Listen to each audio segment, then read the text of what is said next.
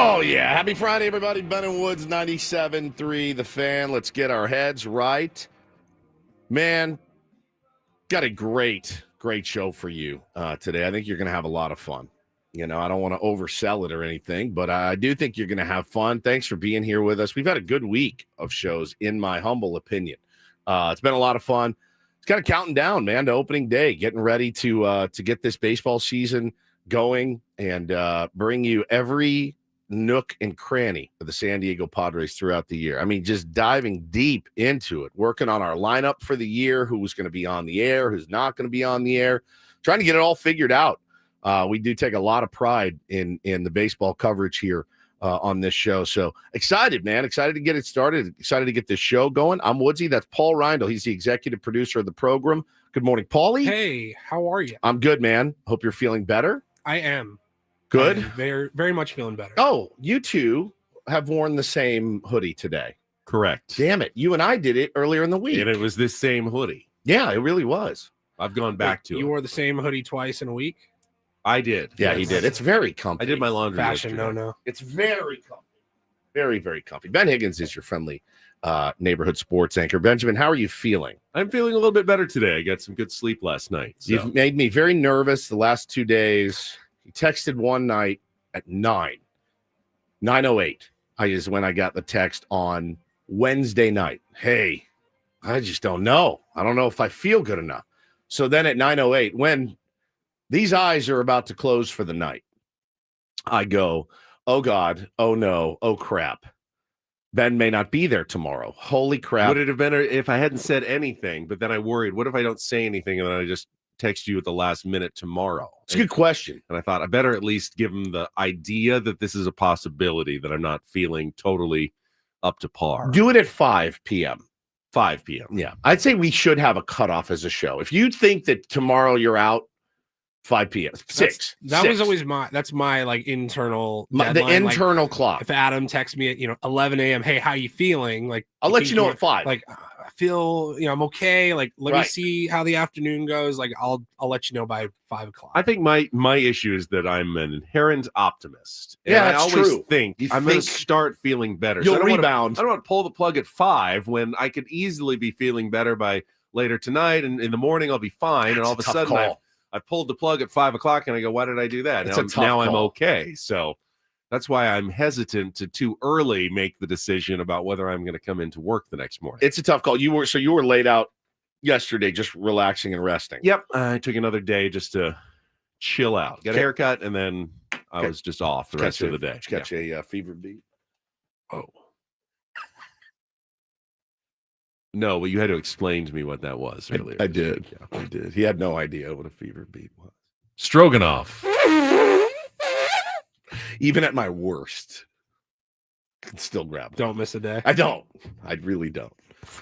It's unfortunate that you didn't. Had the whole place to yourself? No. It's my house. It's not your house. Well, I rarely have the place to That's myself. true. I just lock the door. That's true. But usually there's someone in my house. I'm probably going to get in trouble for this, but I do feel it's important to bring it to light. Now, look, we all know that radio is kind of always, you always feel like radio is, we're a much maligned industry. People like to think that they're experts on it. They think they know what works, even though they've never worked in radio a day in their life, never been on the air. They think they know what works. I am so sensitive to it, and I am defensive of the medium. I love the medium. If something happened right now that was major in this city, you would come here to hear about it, right here, live on the air. Being live on the air is still the greatest joy in my life other than my family.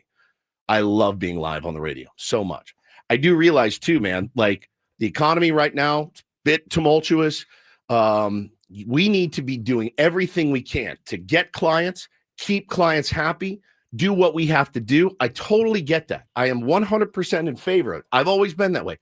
I sold this product. I know how difficult it is to sell. I know how difficult clients can be. I think people out there listening, if you're in any sort of sales, you know how difficult it is to rip the phones, close the deal, get the checks, whatever it is.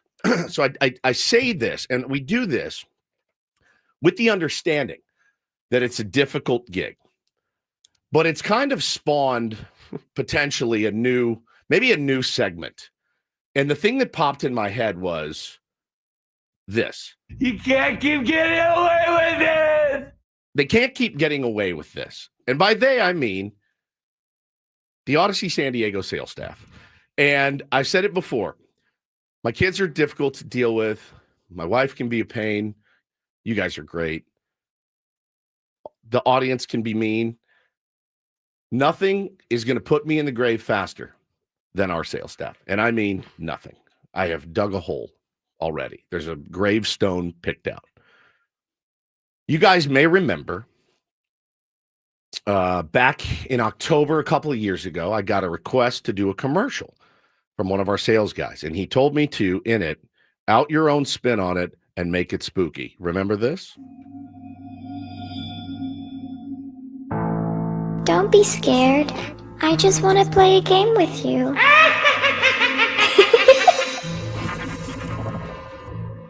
Hello, my pretties. It's Woodsy here.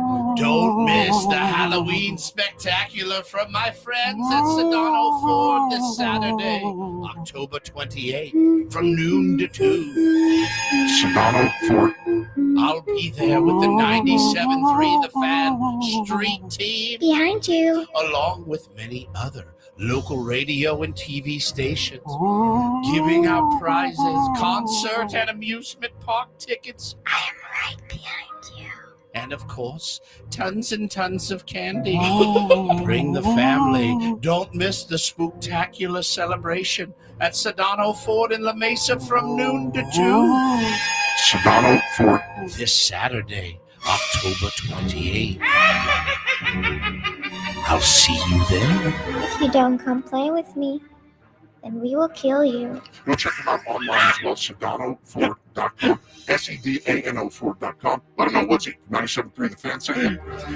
If you don't come play with us, we will kill you. It's the greatest line. I love how direct it is. If you don't come play with us, it sounds like Bo says to his friends. Usually horror, they beat around the bush a little bit. It's trying to be a little mysterious. Yeah, a little mysterious. This is just on the nose right there. If you don't come play with me, then we will kill you. Okay, all right. Well, at least you're clear in your expectations and the consequences. Clear, very clear. It's how Bo and his friends are. Like, you're coming out to play or I will kill you. So got a request last week. Now, listen, I get so much anxiety and panic when a holiday is coming. Oh, no. Or when there is a theme day coming, whether it's Christmas, whether it's Labor Day, whether it's Flag Day, whether it's 4th of July.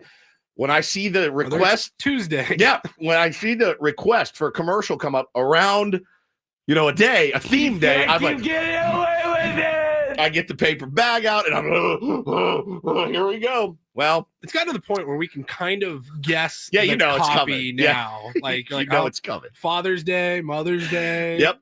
Valentine's July. Valentine's Day, make yes. it romantic about, selling cars. April Fool's Day, make it funny. Yeah, make it funny. So I got this request last week and I opened it. You can't keep getting away with it. And my jaw hit the floor, man. I mean, it hit the floor. It's for St. Patrick's Day.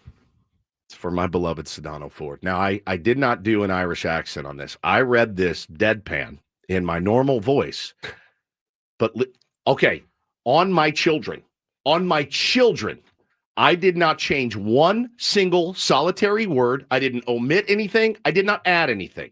This is verbatim what the copy said you need to read for this spot. They wanted you to unironically read this.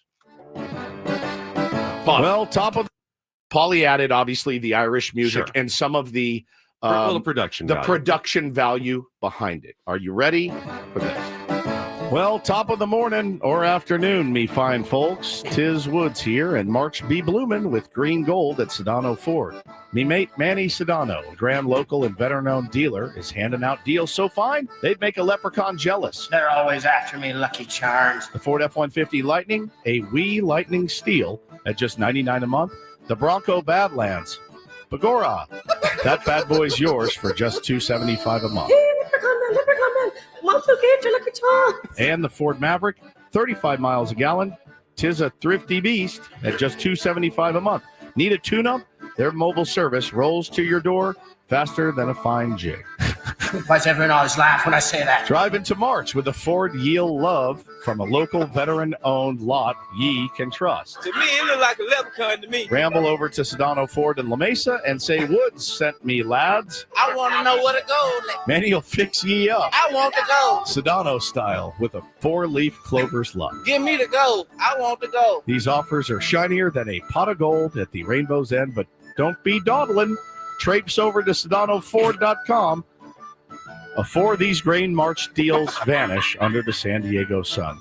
You'll be dancing a jig all the way home in your new Ford. Heart stars and horseshoes, clovers and blue moons. For more details about these offers, visit SedanoFord.com. Pots of golden rainbows and red balloons. I mean, I read it. It's a lot of yees. Yield. Yield. Is that even a word? No. Yield. Bagora. Yield. Bagora. That's the Irish version of y'all. Yield. The panic in my when Paulie and I opened it together, and I go, just look at it now. Just look at it. And Paul just puts his head down and goes, oh God, oh no. And I said, all right, I can't do this. I can't. I'm leaving for Vegas. I got to get this spot done, but I cannot do this. And I'm just I'll edit it on the fly. And I did, and you've heard the spot running. I just want to reiterate. I love Manny Sedano Ford. I love them, and this is not their fault. They did not send this over. This is not from the client. This is from our sales staff. That just, I guess, there's part of it that I wonder, they want me to die. They're trying to kill me. They know that my blood pressure is going to spike and I'm going to drop dead. And then Ben can bring in, whoever he wants in here and finish the job. Ben and Woods minus the Woods. But I did, Paulie, I absolutely crushed the production of that. That was so good. When he sent it to me yesterday, we were going to wait till Monday to play it. I go, absolutely not. We're playing it tomorrow. And guess what? We're going to play it again on Monday because it's that good. I'm surprised they didn't work a potato famine reference into the copy somewhere. I feel like there's a missed opportunity there. But so thank you, Paulie, for doing that. And my pleasure. Head on down to Sedano Ford. Pot of gold waiting for you. Better start working on Easter's spot. Oh now. My God. Oh my God. Month. I mean, I just it was unbelievable, man. It was isn't that unbelievable to send that copy? Julian says it sounds like AI. I think there's no doubt now that there is artificial intelligence at work in a lot of these things. You mean like as far as like writing that copy? Yeah. There's no doubt about it. And it really does give you pause about the usefulness of artificial intelligence, doesn't it? Bagora! Come on down. I'm glad you guys enjoyed that because the panic that I get when I open it is just, it's staggering. I just start hyperventilating every single time. It happens to you too. I mean, you get some weird ones, but nothing like these. So I think when I get them, I mean, I have the same feeling. I just look and you go, okay, how am I going to make this workable? Right. You got to make it work. You rewrite a lot of spots. I do. How am I going to make this workable for me? Sometimes I'll just read them. And if I'll just read them verbatim because I feel like that covers my ass. If I do it, I'm like, I literally just read what you wrote. Should we hear it one more time? One more go to time. break? Yeah.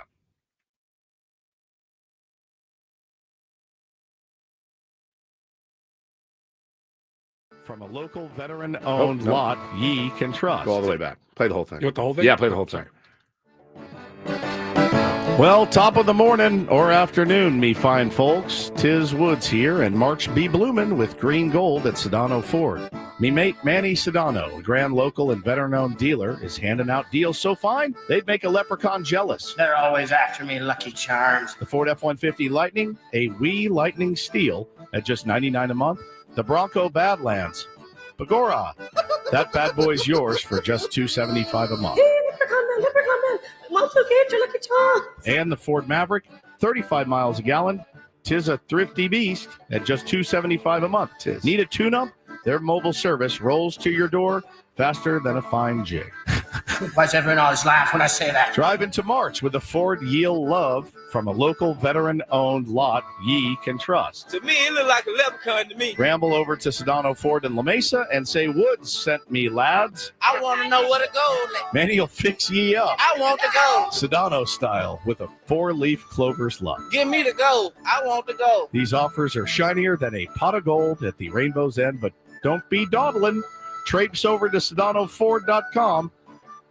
Before these grain March deals vanish under the San Diego sun, you'll be dancing a jig all the way home in your new Ford. Behind stars and horseshoes, clovers and blue moons. For more details about these offers, visit SedanoFord.com. Pots of gold and rainbows and red balloons.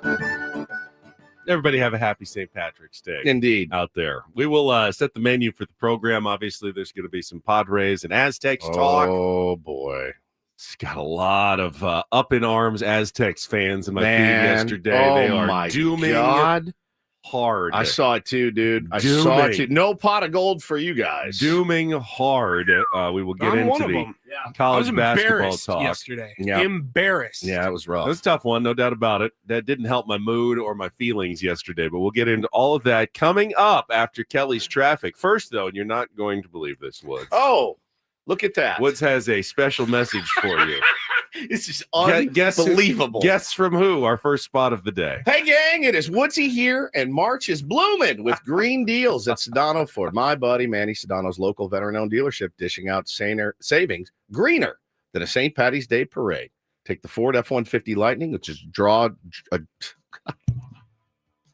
a jaw-dropping Lightning deal at just $99 a month. Grab the Bronco Badlands for just $275 a month. Then, of course, the Ford Maverick compact truck, packing about 35 miles a gallon, rolling in at just $275 a month. If you need something fixed up, Manny Sedano's mobile service will come right to your driveway. Cruise into March with a ride that you will love from a local veteran-owned crew that you can trust. Head on over to Sedano Ford in La Mesa. Make sure to tell them, Woodsy sent me in here. They will bend over backwards to get you behind the wheel of your dream car or truck, Sedano style. They are really great people over there. It's a great, beautiful dealership right there in La Mesa. Deals are so good. You'll think you found a pot of gold. Don't wait. Yes, you will. Rush to SedanoFord.com before the green March savings vanish under the San Diego sun. You'll be grinning from ear to ear, driving home in your new Ford. For more details about these offers, again, check out their inventory at SedanoFord.com.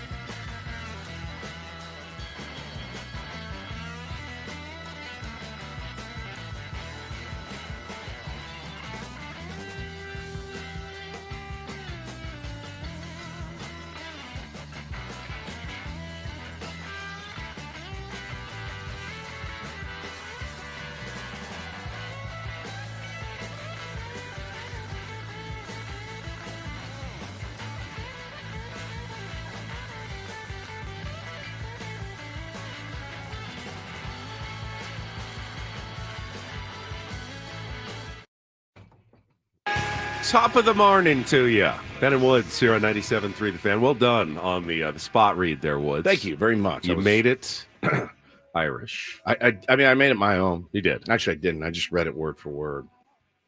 That was very little of yours. There's very little of mine. I did not out my own spin on it at all.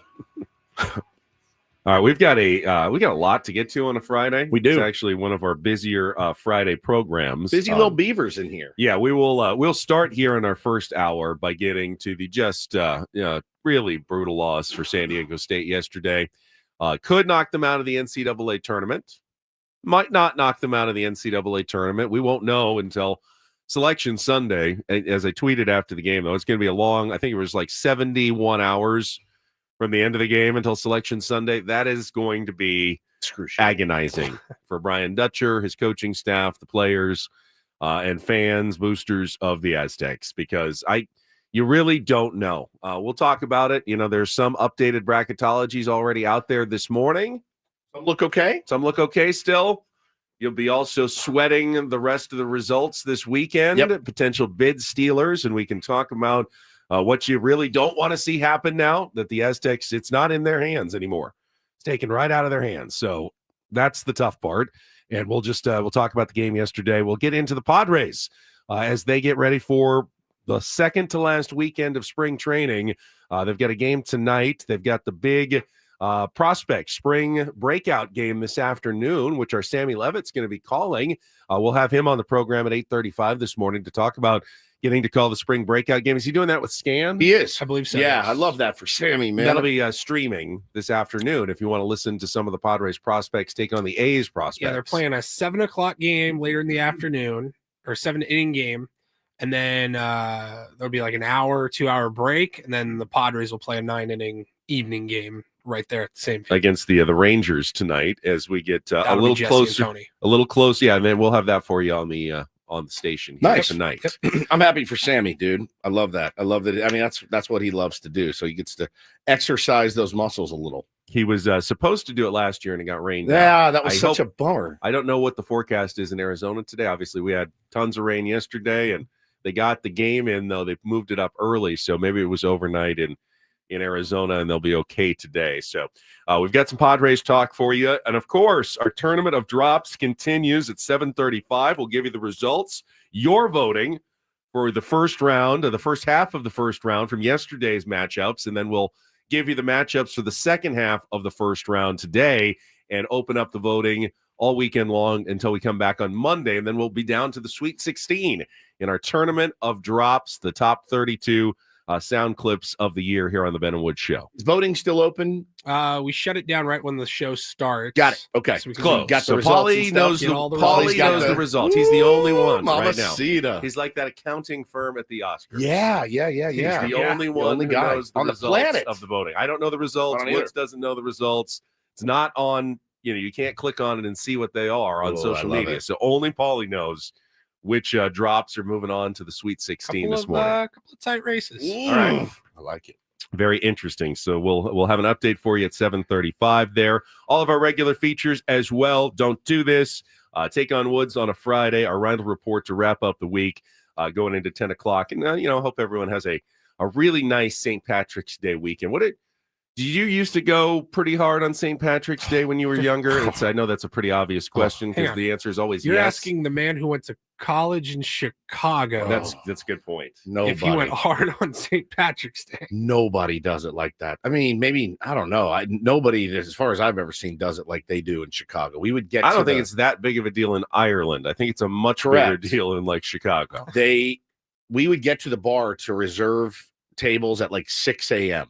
And you would sit at that place until like an Irish bar, bar, and you would sit at that place for 14 hours, 16 hours. Like you would just sit there all day with your buddies, and it was amazing. Well, that's on St. Patrick's Day, which odds are it's going to be during the week. Yeah. And then you also have the Saturday before St. Patrick's Day. That's the Shamrock Fest or whatever. Like people will go hard that Saturday. Dallas actually went pretty hard too. They had a huge parade. So it was a big deal. This year, no, not for me. I'm teetotaling as usual. I'm gonna have a glass of wine tonight with the dinner. That's it. I'm looking forward to it. Irish wine? Not Irish wine. Probably Italian. No, probably I don't know. Definitely not Irish wine though. I'm gonna have a nice glass of Pinot. Yeah, I don't do the green beer thing. I don't really either. I'll have a Guinness though. I like Guinness. I like Guinness a lot. So that I always think that's fun to have at least one for St. Patrick's Day. Yeah, whether maybe it's this weekend or wait until actually Monday. I do think there's been a real push lately though that whatever the actual holiday falls on, that the celebration's more on the Saturday that's closest to it now. Yeah, of course. Even if it's Halloween, if it's St. Patrick's Day, whatever, no one wants to celebrate on a Monday or a Tuesday. No. So it's going to be the Saturday. It's kind of your St. Patrick's Day celebration. Maybe like Kyle suggests, maybe I'll put some Irish cream in my wine tonight and have a delicious creamy wine. Agora. Ye will be very happy with that. Irish one is just whiskey, right? Could have Irish whiskey. I like Irish whiskey. Jameson. Benny, as I said, I like it all. That's my problem. I like it all. So I just don't. So that's what we've got coming up for you on the program today. It should be fairly busy and packed here on a Friday as we get you ready for the weekend. I can't tell you anything other than the fact that at 9:00 there's going to be a special announcement. Yeah, something pretty cool. I don't think I can say any more. You can't. Just zip your lip. But I would suggest if you're stop. Just stop. You've already said too much. You've already said too much. I thought we agreed we weren't even going to mention it. We did. I thought we said we could just say no. I think we we said we're not even going to mention it. Don't say a word. Nothing at all. 9:00. That's it. That's it. It's not the biggest fan. We have that as well, but we do. This is different. It's cool though. I was surprised when I heard about it. I was like, whoa. All right. Say it, Ben. I cannot say it, Viva Padres. Can't say I it, cannot. Don't do it. I can't even tell Viva Padres what it has anything to do with. But Viva Padres would probably be interested in the announcement. That's all I'll say. Yes. And as would most. You've said that's all I'll say at least 5 times. I'm sorry. Brandon, it says opening day is my guess. No. We already announced we already that. did that. We're going to be at Baja Rick's. Baja Rick's on opening day. Yeah. It's actually not even a station announcement. I probably have said too much already. Jesus. I'll leave it. I'll just leave it at that. That's it. That's all I'm going to say. So nervous. Except I'm going to say one more thing. But that's all I should say.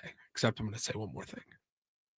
Okay, I'm done. I shouldn't say any more, except I'm going to say now one I am more thing totally done. I'm ready to talk some Aztecs. I'm not as mad as some of you people out there. That's for sure. Yeah. Woo, the Doom Squad was out in force yesterday. Was I disappointed? Of course. Yeah, I was pretty. Of course, I was pretty bummed. Was I shocked? No. I've watched enough Aztecs basketball. Not to be you weren't shocked that a completely team got shocked. bounced out of the first round of the Mountain West tournament for the first time in like 17 years? Okay, so you weren't shocked? I wasn't That's shocked. shocking. There's no way I thought they were going to lose that game. That is shocking. Boise State is a good team. They are. They're a good team.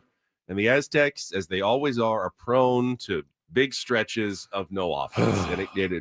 and it bit them yesterday. We will talk about that coming up when Ben and Woods returns here on San Diego's #1 sports station, 97.3 The Fan. Gambling problem? Call 1-800-GAMBLER. GEGE 0000466. For a full list of games and rules, play at 7 Mile Casino. Visit 7milecasino.com. I would be shocked if you went to 7 Mile Casino, walked in and said, not that great. I would be shocked if you did that because 7 Mile Casino is terrific. It's our card room in San Diego. I walked in the first time. I was shocked how nice it was. Yeah, I was going, wow. You were. I was not expecting this. This is a real upscale joint. You walk in and you've got the tables in front of you. You got Sammy's to your left. It really is well kept, well run establishment for people who like to play cards, Woods, especially even high limit games. That's right, man. The high limit games are bigger, bolder, and better than ever. Whether it's high stakes poker, fast paced California style blackjack, and baccarat, the thrills are nonstop. The stakes are high at 7 Mile. Their staff is top notch. It's a smoke free environment. They're always professional. It's a great place to go. Great place to go eat. Great place to grab a drink, whatever you want. But it is it's always a good time. Check out the brunch this weekend at Sammy's, Saturdays and Sundays only, but it's been voted the #1 best brunch in the South Bay. It is 9 to 3 p.m. on Saturdays and Sundays. Great menu items, great patio. The weather, I think, should be better this weekend. So right there on San Diego Bay. Check it out, please. It's 7 Mile Casino, just 7 minutes from downtown.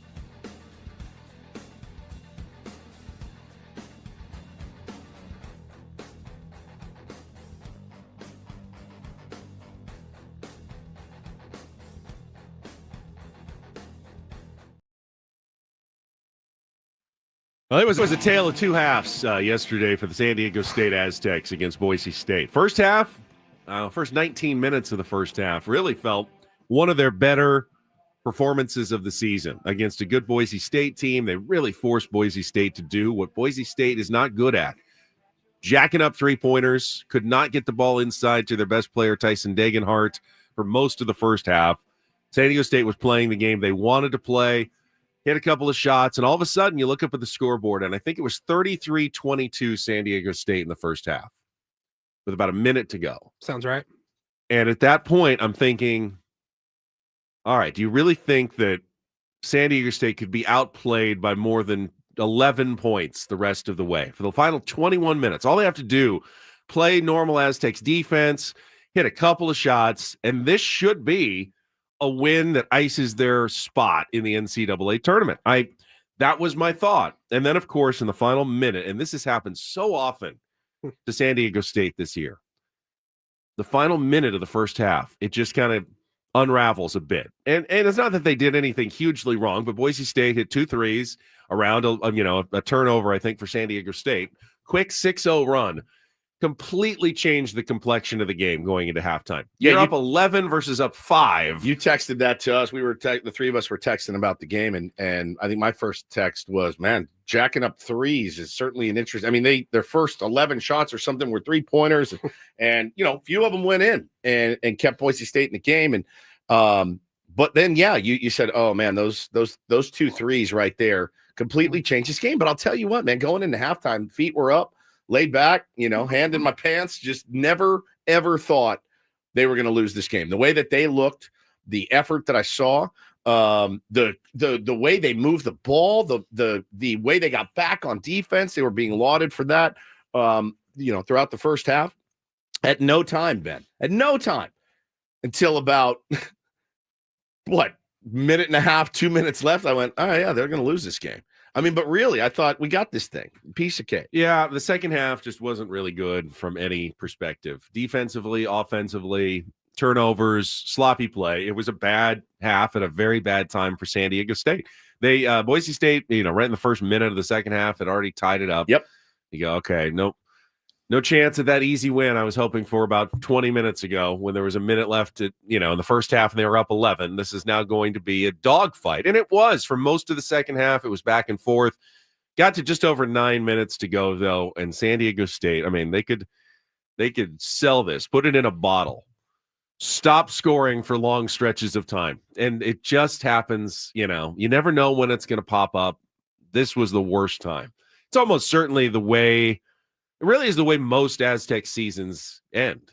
At some point, they come to a game where they just have this 8-minute stretch where they can't put any offense together. And give Boise State some credit. They're a really good defensive team. I think one of the top defensive teams in the Mountain West, certainly, along with New Mexico and San Diego State. And they gave the Aztecs problems. And, they did enough offensively on the other end. It's not the defense that cost San Diego State that game. They only gave up 62 points, and a they was just at the end. They played plenty well on defense to win. Always. It was offensively missing free throws. They played okay on defense because they got crushed rebounding. The offensive rebounds.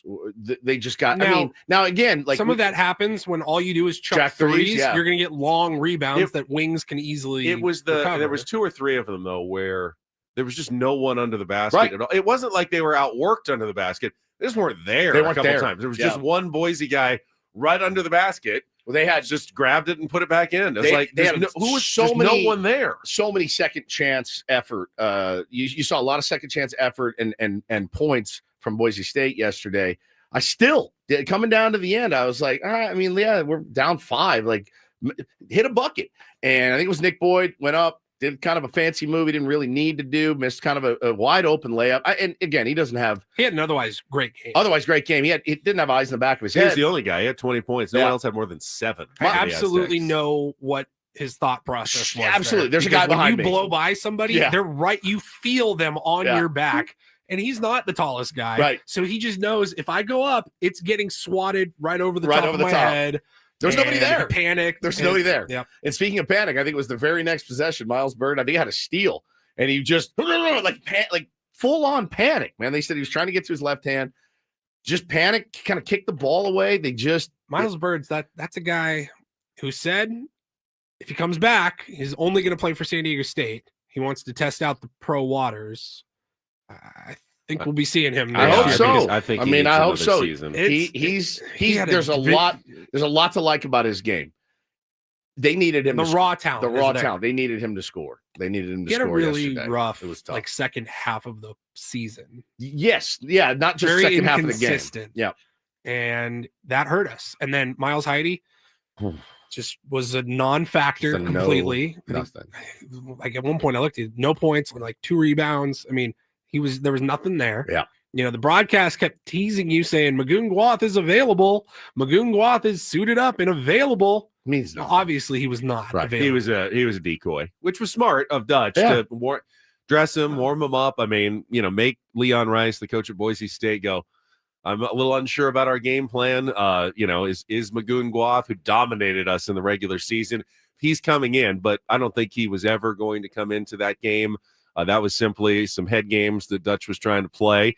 And that had a big factor. I mean, the rebounding obviously is not going to be as good when you don't have your big 7-footer. The defensive player of the year for the conference. Yeah, I'd say that not makes there. A difference. That makes a big difference. Rebounding as well, but it makes a difference. Oh, you had the game. I mean, you had it. You were playing better. And I saw a lot of people questioning effort. I did not see a lack of effort by the San Diego State Aztecs. I didn't. I saw people on your feed. I saw people in other feeds, Ben, talking about Dutch needs to go. Typical Dutcher team. Jeez. And I'm like, bro, there was a lot of effort from that team. There always is. I've never once questioned their heart or their effort. No, if anything, they were a little too frantic at times and maybe needed to calm down. But this is or was, one of the youngest teams that Dutch has ever had. They never had their best player coming back, preseason all-conference Reese Waters, and they lost their really best player during the season, the defensive player of the year and the freshman of the year, Magoon Guath, for the last 6 games. Yep. So, that's why when I said I'm not shocked, even though they had won 17 straight quarterfinal games, that's why I was not shocked that they lost that game to Boise State, a very good basketball team without being at full strength yesterday in the Mountain West tournament. I was bummed, but I wasn't completely shocked. Now the question is, does that loss knock them out of the NCAA tournament? And I will try to answer that question for you after a check of traffic here on 97.3 The Fan. From the 855 Get Ross Traffic Center, protecting San Diego after accidents or injury, here's Kelly Danek. Traffic is brought to you by local and veteran-owned Kearney Mesa Volkswagen. Looking pretty good on our roads. Drier conditions than yesterday, right? Yeah, you might still find some stray showers here and there, but nothing causing any major problems at this time. We have this one crash in the North County, westbound 78 at Vista Village. Looks like several vehicles involved. Tow truck is helping to get that cleared out of the right lane. San Diego, take it to the paint with Kearney Mesa Volkswagen and the all-new 2025 Volkswagen Tiguan S for just $293 a month. Spacious, bold, and German-engineered to conquer every San Diego adventure. Visit KearneyMesaVolkswagen.com for more details. I'm Kelly Danek with Ben and Wood, San Diego's #1 sports station, 97.3 The Fan. All right. I don't feel great as an Aztecs fan about their chances to make the NCAA tournament, but I do believe right now, as of this moment, they are still in the field of 68. Now, that could change over the next 48 hours or so as, other teams may sneak in. There's still a couple of big bubble games. And then, obviously, if any bid stealers that weren't going to get in the tournament win their way in conference tournaments, that could be detrimental because the Aztecs are probably one of the last 2 or 3 teams still in the field at the moment. Probably going to Dayton in the first round. But I do believe that the Aztecs at this moment, I think, are in and are still fairly clearly in. Wow. Okay. Based on most of the bracketology I've seen. Now, not a lot of them are updated. Jerry Palm at CBS updated his this morning. Still has the Aztecs in the tournament. They're like the second to last team still in. Joe Lunardi has not updated his. The Aztecs were the 4th to last team in yesterday. Boise State and Xavier may have passed them, but everyone else behind them lost as well. So, you can't see any of the teams losing that the Aztecs were ahead of passing them. So I think at the moment, the Aztecs are still in the field of 68, but that could change You know, like today, you definitely want Duke to beat North Carolina. North Carolina may be in anyway, and I think the Aztecs could still get in if North Carolina gets in, but that would definitely be helpful.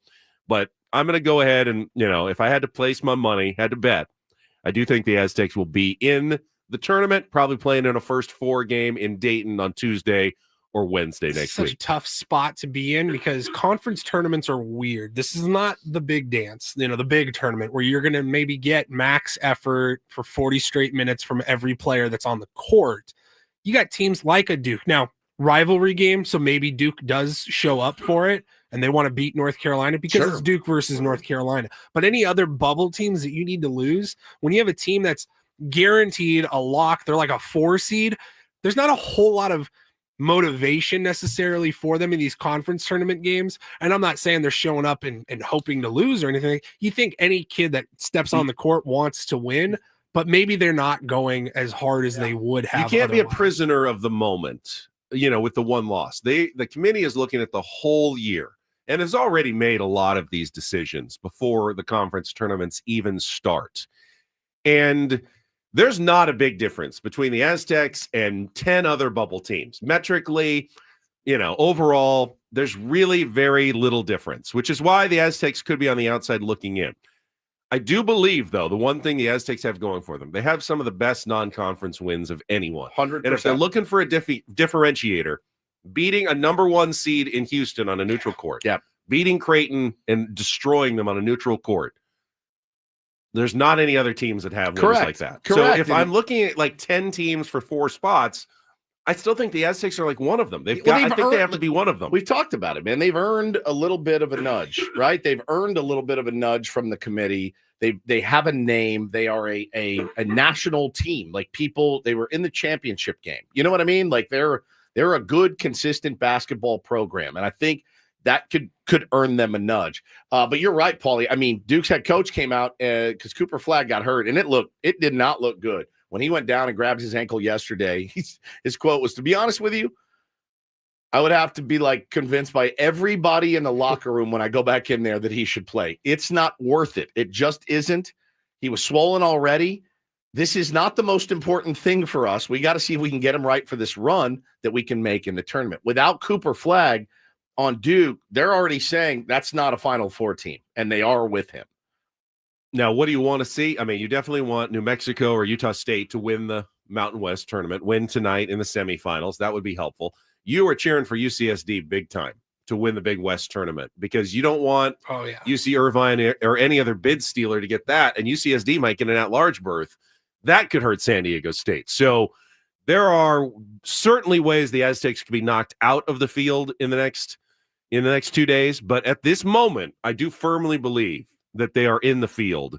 Now, can they do anything? I mean, would help if Magoon could come back and play next week. We still have no idea if that's, have another almost week now to rest and try to get healthier.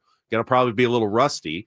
If they're playing in that first 4, they'll play another team that's probably like them, a marginal bubble team that's not great. So, a game that they likely could win, maybe even would be favored in that first game.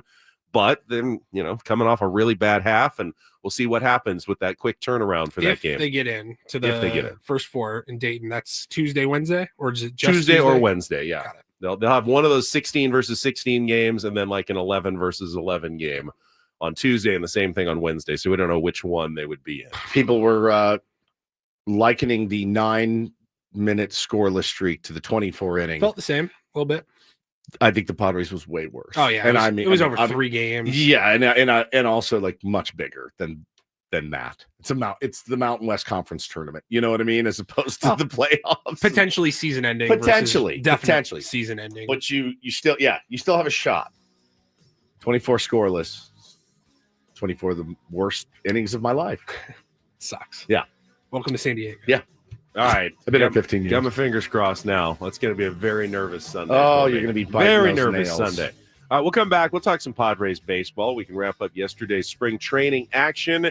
And the player that Jeff Passan says the entire season hinges upon for the Padres coming up next year on 97.3 The Fan.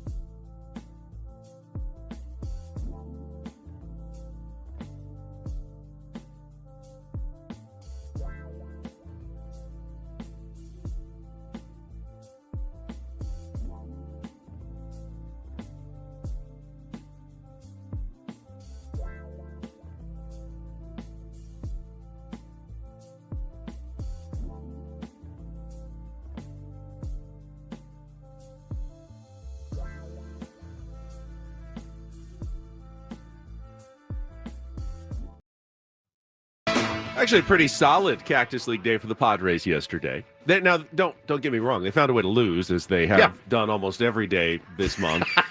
But it was actually a pretty solid day for the Padres, despite the final score, a 6-5 loss to the Kansas City Royals. Yu Darvish got some good work in, 4 innings, 2 hits, 1 run. Stephen Kolek looked really good as well, 4 innings, 3 hits, 1 earned run. Yeah. Starting pitching, for the most part, has been really solid for the Padres this spring, which is why I'm not all that worried about the results of spring training. I also know they have a good bullpen. Now, has that good bullpen given up some runs this spring, like Jason Adam did with the 3-run? Was it a 3-run? 3-run bomb. 3-run bomb yesterday? Yes, they have. But I'm fairly confident that the Padres have a good and deep bullpen, and they will figure out the right usage and get guys locked in for the season. So, in that sense, I've been pretty encouraged by what I've seen, despite the fact that the Padres are in dead last place in the Cactus League. Yeah, I mean, with Kolek too, he's given up. He doesn't get a lot of swing and miss, right? I mean, he's had really good numbers in spring training so far. He doesn't get a lot of swing and miss. He pitches to contact a lot. Yesterday, he was probably hit harder than he has been all spring training. But hey, man, it is what it is. He's the new Randy Jones, you know? Yeah. He's going to give up hits, but he's going to get some double play grounders. Got a couple of them yesterday. Yep. I mean, that's what they're asking him to do. They said, we think you can be a good starter because you can get early contact, get some ground balls, get out of innings. He's had some of the quickest innings he has of the spring, like 10-pitch innings. Like he's in, he's out, he's down. I mean, that's great. I mean, I think it's for a starting pitcher. I honestly, in my mind, I think it's a 2-man battle. I think it's Stephen Kolek or Kyle Hart, and I think whoever doesn't win it is going to slot into that long man. I don't know if the Matt Waldron experiment will continue this season. I think that whoever doesn't win it is going to go down to AAA to remain a starter. Can they? Yeah. Both of them? They both have options. Okay. So I believe that they want to keep those guys stretched out for getting regular work every 5th, 6th day, get their 5 or 6 innings so that when inevitably the Padres are going to need someone to come up and make a couple of starts when someone spends some time on the IL or someone comes down with the flu and they need a starter, they will have multiple guys ready down at AAA. I think Johnny Brito is probably more likely to be the long swing man. Yeah, I think Schulte talked about that. I don't know, man. And then Brian Hoeing hopefully will be back. We'll be back in a month or so, and then he will be your long swing guy in the bullpen, which just makes you better and deeper when that happens. Kyle Hart has an upcoming start, that you look at it and say, all right, maybe that gives us some more clarity. I don't know. I don't. It's a 5th starter at this point, so he's a mystery man. He is. He really is. I mean, everyone has liked what they've seen. Yeah, we haven't seen a lot. He got the flu. He's only made a couple of one official Cactus League start, and it got rained out kind of. So, yeah, we don't know that much about Kyle Hart yet. It's hard to count on him for a ton without really getting a good look at him. Yeah, you don't want to give up 4 runs in the bottom of the 9th. You had a nice commanding lead there, Jason Adam. But again, who knows? Who knows what he's doing? Who knows what he's working on? Don't really care. Doesn't really matter. The record is not good, but hey, man, they're going to have to crank it up here in less than 2 weeks against the Atlanta Braves. It's going to be a different story entirely. Mason McCoy hit a home run, not someone we've heard a lot from, but he was on the team last year and will probably be needed at some point. For at least a few starts this year. One guy we have not talked about nearly enough, and I don't know how he can even make the team, but is Oscar Gonzalez. Gonzalez, man. All he does is hit barrels. That's all he does. He's done it on the big league level, too, which is why he is such an intriguing option. And I feel like, man, you don't want to let this guy get away necessarily because he's done it. He's had really good season. Now, it's been 3 years since he's been good in the big leagues, but I don't feel like his numbers. He's hitting 359 this spring, went 2 for 4 yesterday. I think they're somewhat legit and real. And if he can do that, is there playing time for Oscar Gonzalez with the San Diego Padres? I think there is. I think there's a platoon opportunity. But it's so funny. We had no left. Well, it was about a month and a half ago. We had no left field. No left fielders at all. Tirso, the unknown Tirso. Yep. Tirso's been great, too. Yep. Oscar Gonzalez has done well. Connor Joe has done well. Eggy has done fairly well, moving around as a utility type guy. they almost have too many options now and are trying to figure out what to do with all those options in left field. Yeah, I mean, the recent emergence of Gavin Sheets as well. These are all guys that have a shot to make the team.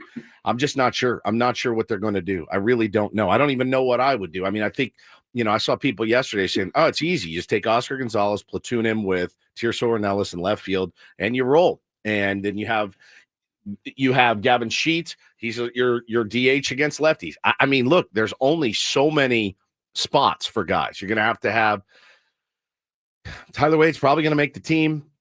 You're going to have a backup catcher. There's 2 out the door right now. Connor Joe's probably going to make the team. He's going to be able to play multiple positions. There's going to be a couple of guys that have to go down and wait their turn, which, the guys with options are probably the easy selections. Speaking of the outfield, it was 1 year ago, I believe right now, 1 year ago today, Padres were in Korea getting ready for their season opening series against the Dodgers. And they had taken a young rookie named Jackson Merrill with them. And we still didn't even know, is he going to be your opening day starting center fielder? That's what it looked like. We couldn't believe it, actually. He had never played there before. Had just found out that he was moving out to center field in spring training. But when we went out there, he still had no idea. It was still a pie in the sky opportunity. And then, of course, we all know what Jackson Merrill went out and did last year. This morning, Jeff Passan of ESPN has put out his big 30-team, what the season hinges on for every team column. And he says for the San Diego Padres, the season hinges on Jackson Merrill. Said all Merrill did last year was learn center field on the fly in spring training, show a propensity for hitting huge late-inning home runs, and prompt every Padres fan in the world to thank their lucky stars.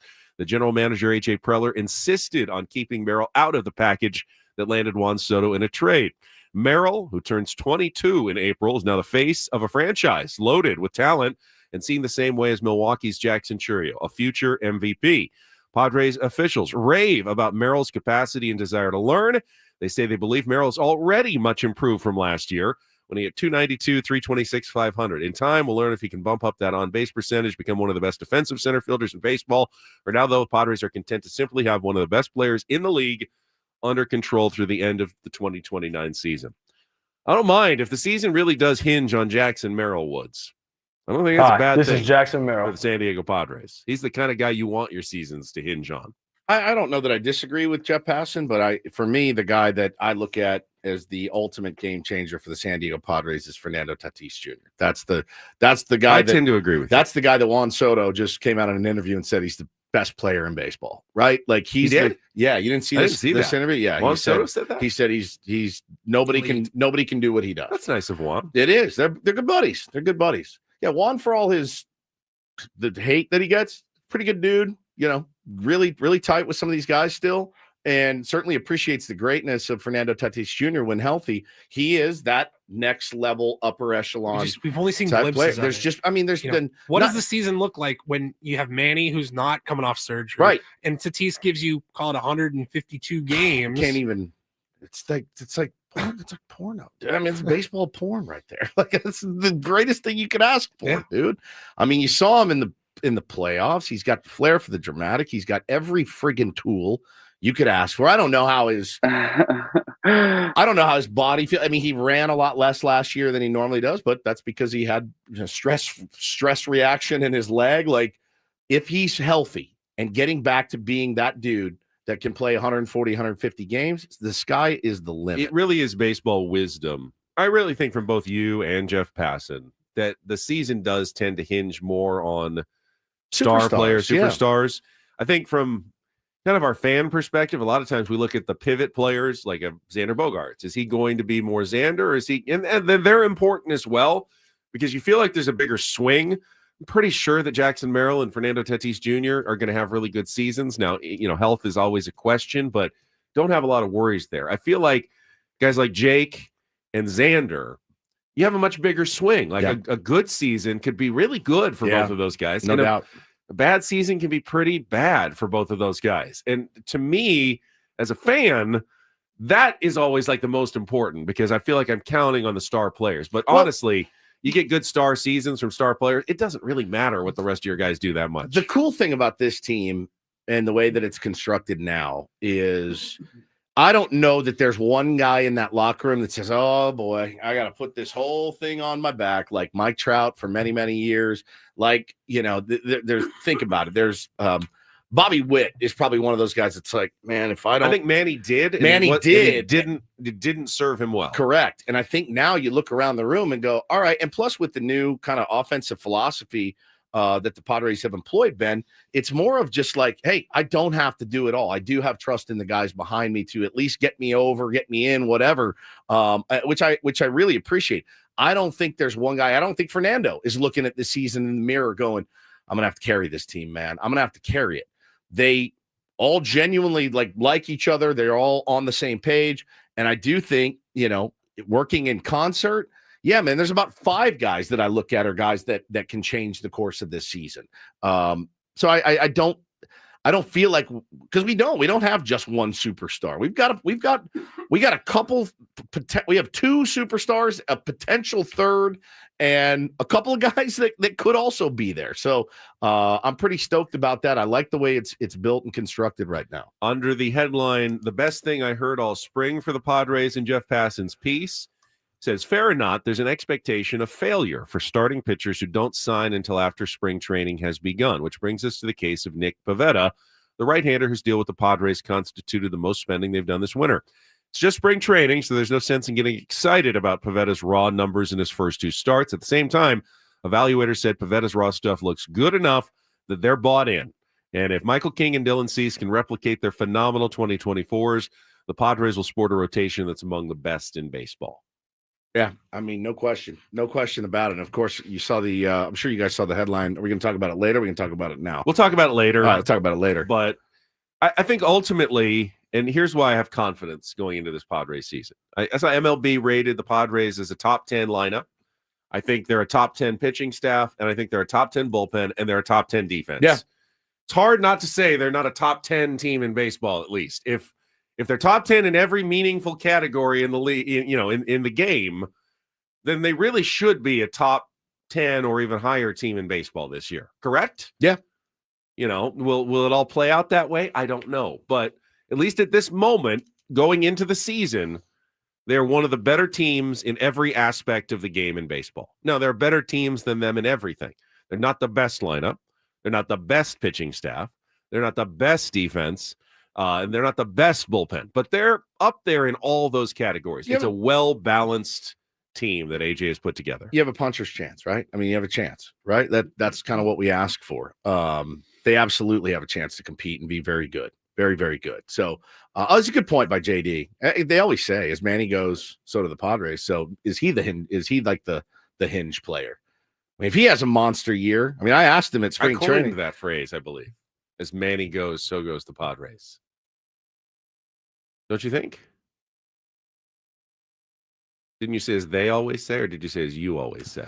He's unbelievable. He really is. I don't think you coined it. I feel like I did. I was like the first one to really go all in on it. As Manny goes, so goes the Padres.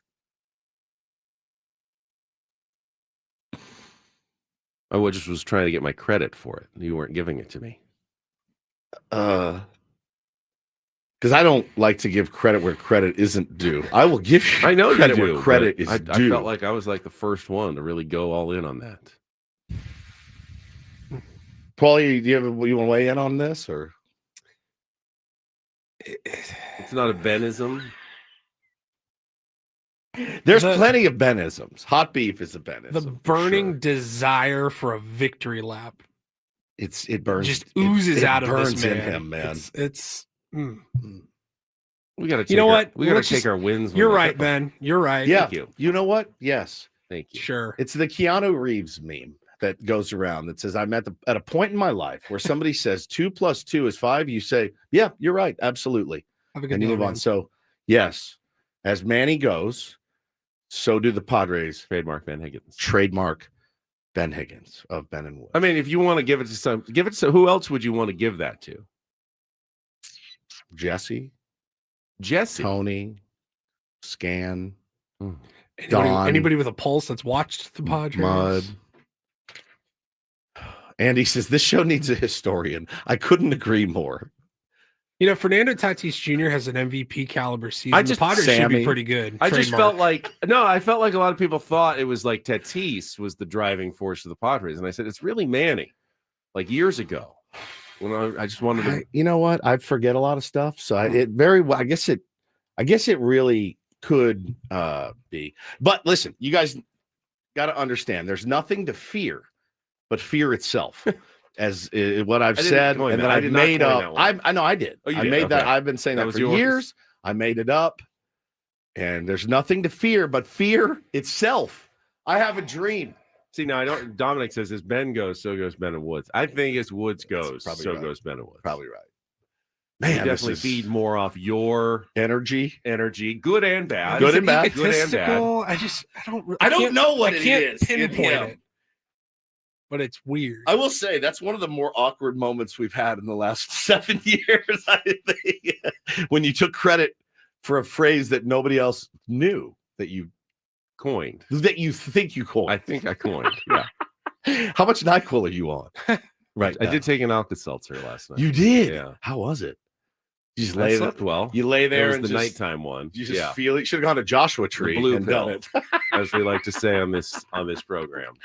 Did you? So what'd you take? Like the blue pill closed my eyes last night. The blue pill closed my eyes. You just been laying on top of the covers, mind you, fully clothed. Just our own little Aaron Rodgers on the program. I did take a blue pill last night, and I don't usually take the blue pill. Alan said, "For the love of God, let Ben be Ben." I 100% always want him to be Ben.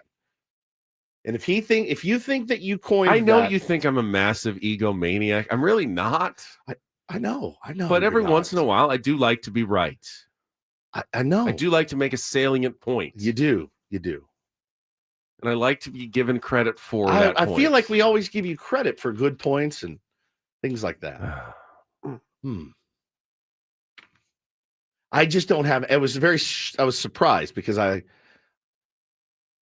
the first you've ever mentioned it. It's not the first. No, it's the first that you've ever mentioned that you perhaps coined it.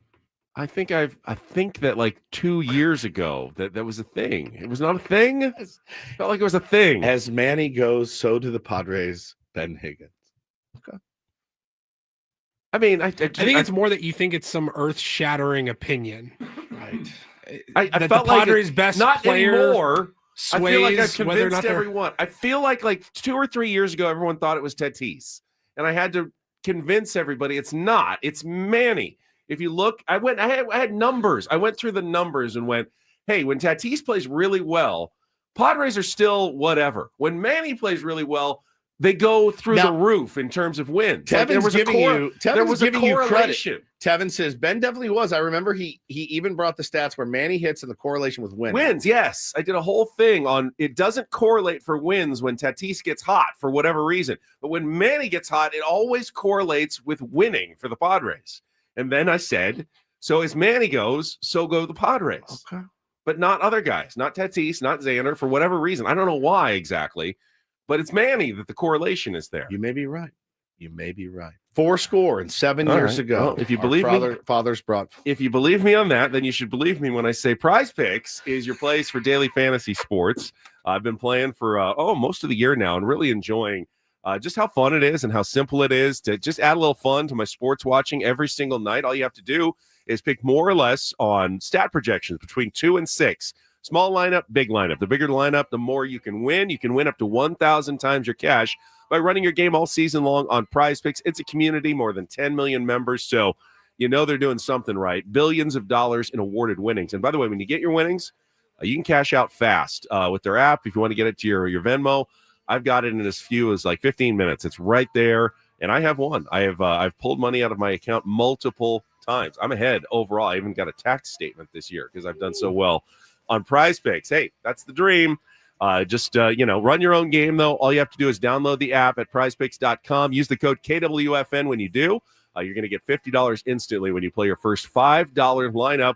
That's code KWFN to get $50 instantly when you play your first $5 lineup.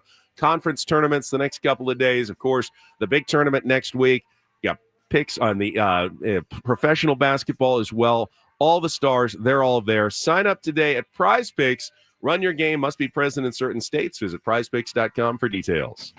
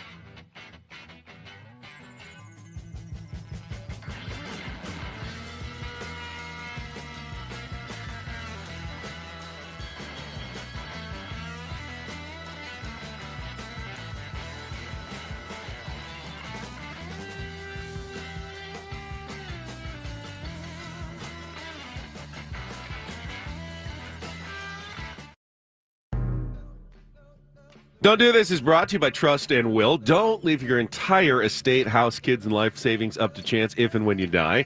Do set up a trust or will online at trustandwill.com. This is a lot more affordable than you think. Visit trustandwill.com for more info. Kind of coined that phrase right there. All right. Here we go. You coining phrases is, Look at what is we've started. the greatest thing of all time. Live, laugh, love. So I will start in golf where the Players Championship is underway. Second round this morning at TPC Sawgrass. SDSU's JJ Spawn, one of your first round leaders at 6 under par. Rory McIlroy is playing well. I think he got to 6 under early this morning as well, as challenging for the lead. And he was involved in a controversial story earlier this week during one of his practice rounds. This was where wild. Social media video went around of a kid, like a teenager, 20-year-old. They're heckling Rory about his collapse in the Masters. He had a bad shot, and he goes, "Oh, just like the Masters in 2011." And then Rory goes over and takes his phone away from him. Now, it turns out the heckler isn't some random kid. He is University of Texas golfer Luke Potter, one of the better college golfers in America. He just won a tournament in Florida, and then he was there with his team the day after to go just enjoy some golf. He won it the day before, was getting congratulated by guys like Jordan Spieth. So he goes out to watch Rory and drops a little heckle on him, and Rory flipped out. Potter, the kid, has been dragged for being, crass and, heckling Rory, and he has issued many apologies. He said, "Look, I just made a mistake. I take ownership for it. I apologize for it." He sent written apologies to Rory, the commissioner of the PGA Tour. Crazy. And everything. And you said this morning when we were talking about it, you feel like Rory overreacted a little bit as well. I do. I really, really do. Now, the school of thought is obviously, hey, bro, you're a golfer. You know how hard it is. You're an up-and-coming golfer. You just won a tournament yesterday. You know the etiquette of golf. I do think it was fairly lighthearted for a heckle. Hey, just like the Masters in 2011. Maybe trying to be funny. Don't think he was trying to be mean. His head coach has come out and said there is a huge hole in this kid's heart right now. He's 20 years old. Does that mean he's sorry, or what does that mean? Yeah, he's sorry. Okay, he's so bummed that he did it. Sounds worse than I think it really. Hole in his heart makes him sound like he's the Grinch who stole Christmas. No. He's got a hole in his heart because of what he did. I think what bothered me about this, though, why did you take his phone? I don't know. He wasn't. I didn't think he was doing anything with his phone. I didn't understand that part of it. But I think if you're going to be a competitive golfer, and you know that this is the lifestyle you want to lead. I mean, he's a top college golfer, so I'm assuming he's dreaming of making the PGA Tour. Is that how you want others to treat you? So it reminds me of that quote that you came up with. Do unto others as they would do unto you, right? And we'll bring that back at 8. I've got a story for you guys. It's going to blow your mind. It all ties in here. But when you said that on the air, do unto others as you would have them do unto you. I came up with that when I was writing the Bible. Yeah, you called it like the golden rule or something, and it was really profound, and it touched me, and I've never forgotten about it. So yes, the thing is like, hey kid, this is going to be you one day, man.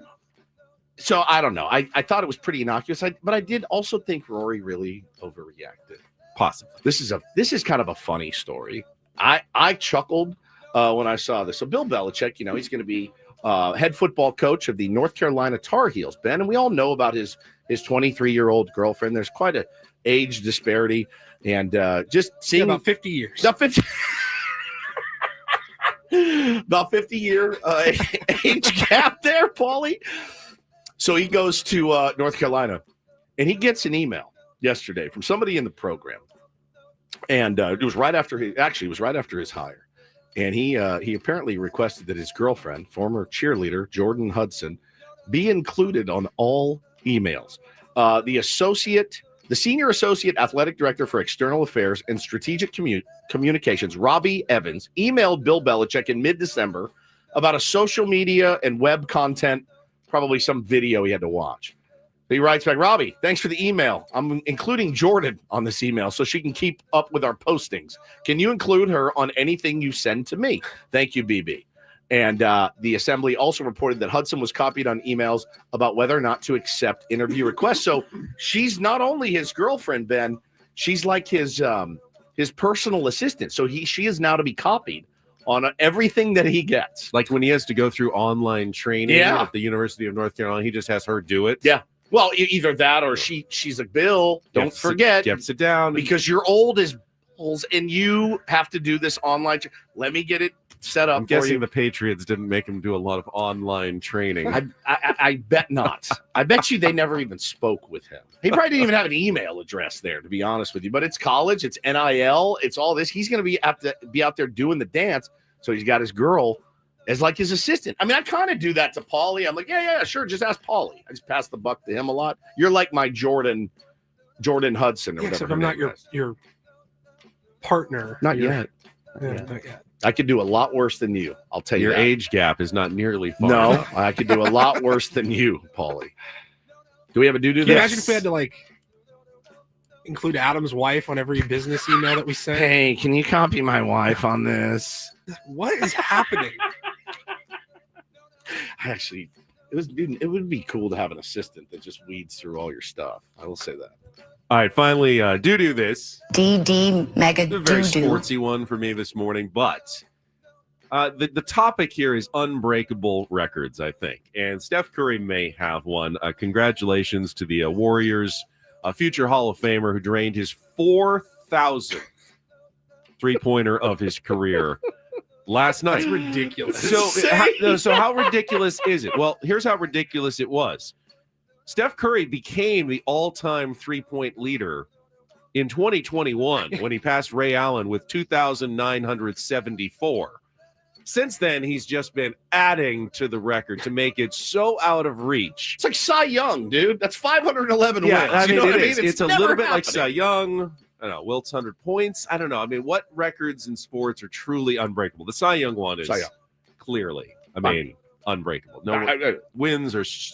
I mean, you can. It's 20 is rare now, Unless and it's you'd an have to win, actual like 30 a year to get to Cy Young. Unless it's an actual robot that is pitching, nobody will ever sniff 500. Harden did get to 3,000. He's second all time. He's still almost 1,000 behind Steph Curry, and he's obviously not going to play long enough to even come close to catching Steph Curry. And by the way, Curry's still adding to it. You know, he's not done yet, but he is what is seen as potentially one of the most unbreakable records. And it's cool. So, the NBA has their prime time, Tuesday, Thursdays on TNT, Wednesday, Friday, doubleheaders on ESPN, and they have the big broadcast for like a couple of the highlighted games of the week. You didn't know when Curry was going to break this record, or not break the record, but hit 4,000. Could have been last week, could have been next. You had no idea.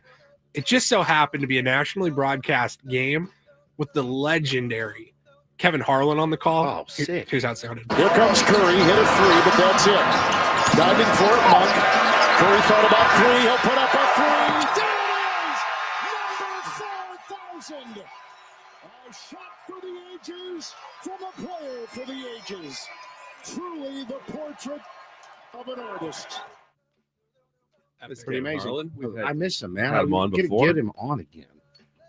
Kyle says we thought Wayne Gretzky's records would be safe, but Ovechkin is going to break them this year. Yeah, goals-wise. But you know that Gretzky still has almost 1,000 more points than anyone else when you include goals and assists. He had twice as many assists as he had goals in his career. Ovechkin's not even in the top 10 in points. Yeah, he scores, but Gretzky is the great one. Would you say as Steph Curry goes, so go the Warriors? I would. Yeah. And that's don't like a do mantra. this for a Friday. That was Don't Do This with Ben and Woods on 97.3 The Fan. All right, the votes have been tabulated for our first 8 matchups in the Tournament of Drops. We will reveal the first winners and set the matchups for the rest of the first round when we come back next with Ben and Woods on San Diego's #1 sports station, 97.3 The Fan. Well, listen up, my friends. It is Woodsy. If you are a homeowner right now and you need some extra cash, maybe the credit card bills are packed, piling up on you. How about an extra $75,000, even a couple $100,000? If you own a home, you can get that money in less than a week with Loan Pronto. Loan Pronto is the leader in quickly converting your home's equity into cold, hard cash. You can pay off all your credit cards or start that home remodel project you've been putting off. Loan Pronto has several easy options to let you access the cash from your home. Virtually no paperwork, no cumbersome process, no junk fees, oftentimes no appraisal. The average homeowner now has over $300,000 in equity. That is your money. use it. All right. You can get approved in as little as a day. So act now with no hard credit pull up front. Loanpronto.com, 619-207-4336.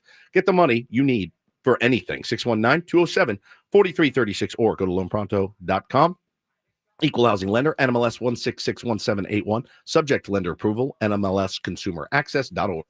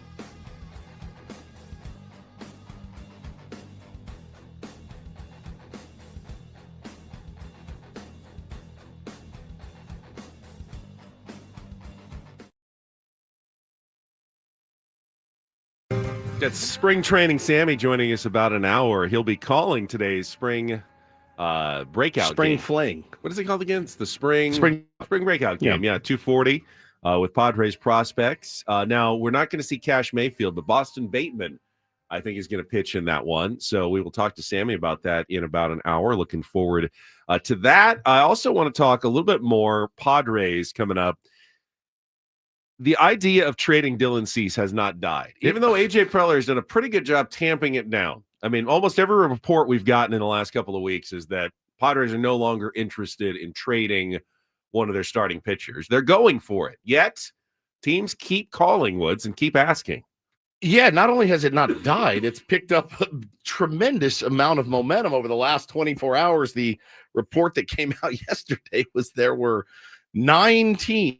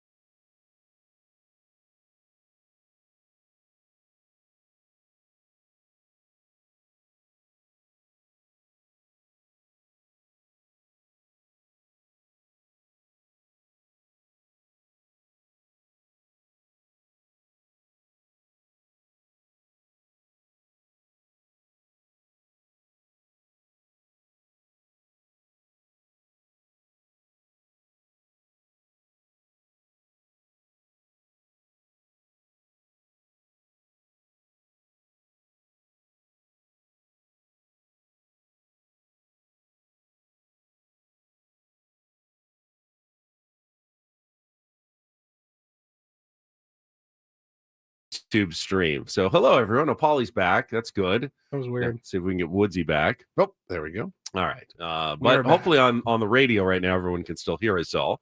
And it's time, Paulie, for us to get some results in the first round of the Tournament of Drops. What do we got? Yes. Let's see. We will start with our 1 versus 8 seed in the, what was that, the Bow region? Yeah, the first region, the Bow region. Yeah, okay. You have the bracket. I'll follow the results. Okay. So we had Hacksaw. All right, here's the bracket. Yes. You've got a problem, and that was going Bow up. Woods region. Yeah. The Bow Woods region. Hacksaw, you got a problem going up with Luke Bryan. Shake that butt. Seemed like a fairly runaway first brainer. Round winner for a 1-8 matchup. And you were right. Okay. This was our biggest win of the night with 86% of the vote, which I think is actually a little low. Yeah, 14% of people thought that Luke Bryan was better. There's but always some random country music fans out there. But Hacksaw moves in. Fair enough. Yeah. All right. Then we move on to a 4-5 matchup. We had the 4 seed Ben Bootylicious going up against another Ben drop. Ben saying girls, girls, girls. Better be Bootylicious. Really? Yeah. I thought girls. I voted for girls, girls. Did you? Girls. Oh, I went with Bootylicious. Well, Woodsy's vote won. All right. By a score of 65.4% of the vote. Landslide. Your winner. Bootylicious. Love it. We move on to a 3 versus a 6. This was the 3 seed was Woodsy going, oh God, oh yes. Play it. Can you play it? I can play it. Yeah. All right, yeah. Play them. Might as well play them all. Might as well play them all. Oh God. Oh yes.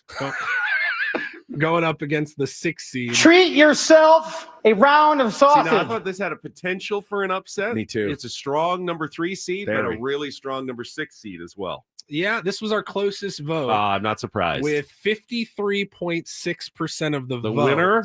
The winner is. Oh God. Oh No. yes. That guy running around telling his friends he coined the phrase "treat yourself a round of sausage." He'd be right, actually. He would be. He would be right. No one has ever said that ever. phrase before. Treat yourself a round of sausage. Wrapping up the Bow region, we've got our 2 seed in that region, which of course was. You're a crumb creep. Oh, you better. I feel like this school is trash talk. a runaway as well. And that was going up against a 7 seed, another Ben drop. Raw dogging. Raw dogging was really good, good, but not an all-timer. And let's see here. Your winner was with 60.2%. So pretty close. Yeah. We're going to go with the 2 seed. You're a crumb creep. the best. All right. God, that could win. So we had good. all of the favored top seeds advance to the Sweet 16 out of the Bow Woods region. Now go to the bottom side on the left hand of our bracket, the Juan Soto region. Juan Soto region. We go to the number 1 seed. That was Woodsy. I love Paul Skeens. I do. He was going up against an 8 seed early round.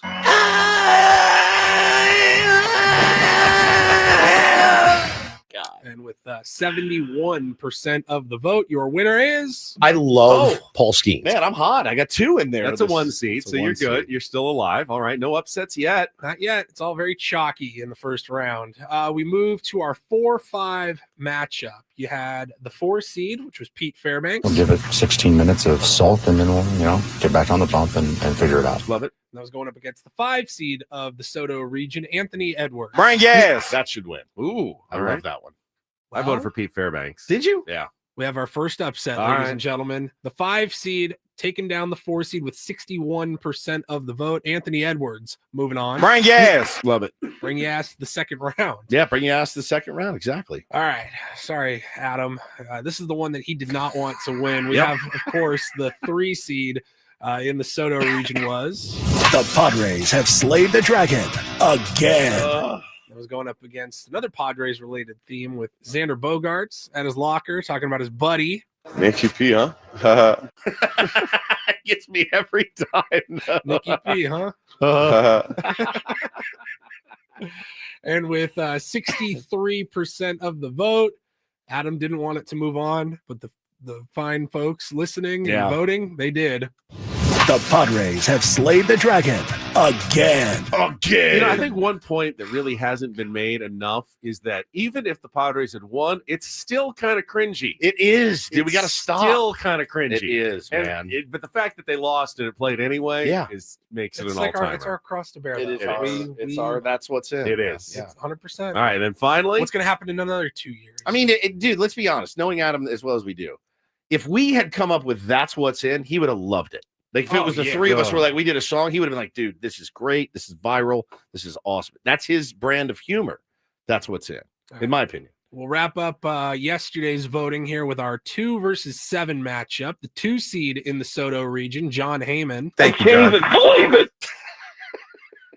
The freak out. That was going up against the new Jacksonville Jaguars head coach, Liam Cohen. Duval. Now, I thought this had a chance at being a major upset. Big time. I did. Not really. No. According to the tier 1s.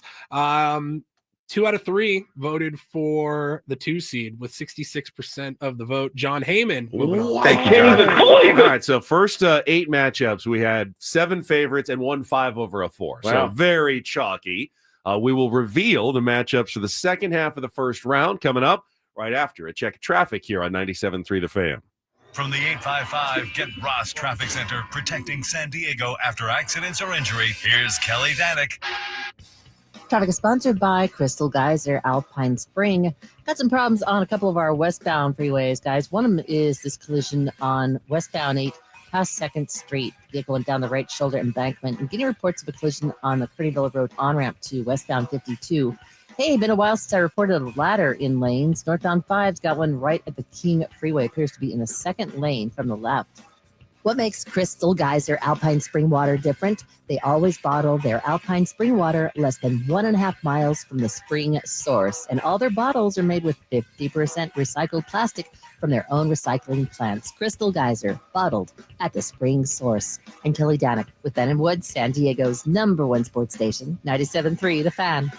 Thank you, Kelly. I don't think Kelly Danick even knows that there's a Kelly Danick region in the tournament of drops Sure here. she doesn't. But that's the region we're heading to for the start of our second half of our first round matchups. And we'll begin, Paulie, right at the top with the #1 versus the #8, the #1 seed in the Kelly Danick region. Ganja, a.k.a. cannabis. Going up against our skipper, Mike Schilt, the #8 seed. A little algae. Well, it's a pretty good matchup in the first round for a 1-8. I mean, Jackson got a little ouchie. no Strong brainer. #8 seed. No brainer. Right below that, we have the #4 seed, our Adam Klug. There you go. Adam. I hate Christmas.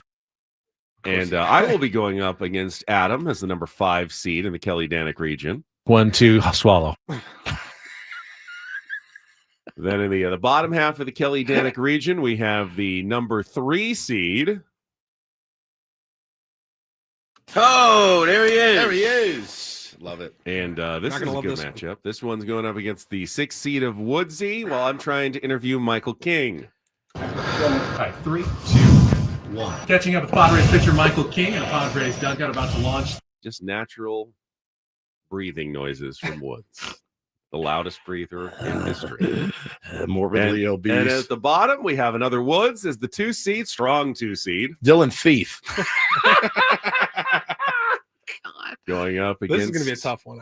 Number 7 seed, that's me. The Scissor Sisters. That's a good one. Polly loves the Scissors. And those Ben are your versus Woods. Kelly Danek region matchups. And then on our final region, the Don Orsillo region, we have a strong number 1 seed. Hot beef. Oh my God. Going up against the number 8 seed in that region. Yeah, Chicago White Sox announcer. La Pantera! God, that's good. I remember when we first heard that. Like, what is going on? Nationally, the number 4 seed might have won a tournament of drops around the country this year. That is, of course, Hawk to a Girl Sweet against number 5 seed Woods. Put your pants back on. This is sometimes the committee gets a little, you know how they make, like devious. Interesting matchups. That's an interesting matchup. Yeah. That is an It's an interesting matchup in the first round, isn't it? Those were the days. bracketologist. Those were the days, weren't they?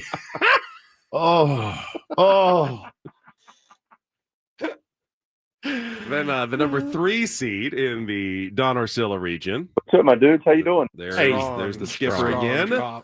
And the skipper going Stronger up than against Oak. what I imagine is one of his favorite artists is I am not okay. in the 3-6 matchup in the Don Orsillo region. And at the bottom, I love Jelly Roll. the man himself, who the region is named after, is the 2 seed. Merrill! Can he win again? He'll be going up against yours truly, the number 7 seed. Put some money into the kitty. I like that one too. Don's going to smoke that one, though, I think. So those are your second half of the first round matchups, and you can go to our social media channels, click on the link, and start getting your votes in just like you did yesterday. Voting will be open until Monday morning when the show starts, so you get a little extra time all weekend long. Oh, yeah, Monday. Yeah. Oh, you get the whole weekend for this one. Yeah, you get a little extra time for this this round of voting. So I like it. Put it in our YouTube chat. It's on our X account, and it's on our Instagram stories, where you can find the link to vote. Get your vote in now. Yeah, bring your ass and vote.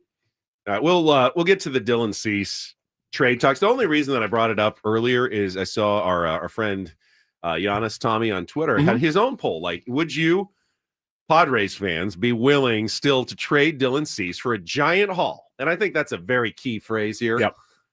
Or do you want to keep him and go for it? And I was sure, I put my vote in just to see what the results were going to be. And he had several hundred votes. So, at least some, level of, it's not like 6 votes. It was, several hundred. I thought, okay, Padres fans, they're going to want to go for it. They're going to want to keep Dylan Cease. I was stunned to see that more Padres fans, at least in that poll, said, no, if they got a huge haul back, they would be willing to trade Dylan Cease. Yeah. You need to get a huge load back from whoever. Ben's big load. I think it's smart anytime you can win a trade. You have to think about it. You have to. You really do. If you feel like it's a clear win, even if it may put you in a bind in the short term, if you can clearly win a trade, that's the way to consistently make your franchise better for the long haul. And it's always a good thing, right? If you can make your franchise better for the long haul. I mean, the fever pitch for guys, calling AJ Preller, allegedly, if you believe these reports, that 9 teams have called. I don't know how that information gets out, but it's certainly probably smart to leak if 4 or 5 teams call, and then a couple more hear that, and then they start calling, and the offers go up and up and up. I still don't think it's going to happen. I don't, but yeah, man, I'm sure he's fielding some offers as we speak, Benjamin. Now, will he actually make that trade? Right. I tend to doubt it. I do too. I don't know that he'll pull the trigger, but it's certainly worth some conversation here as the season approaches. All right, we will come back. Woodsy's dilemma. Golden rule is the golden rule. The golden rule is apparently changed, and I was the last one to know. Take on Woods, Sammy Levitt, all coming up here on 97.3 The Fan.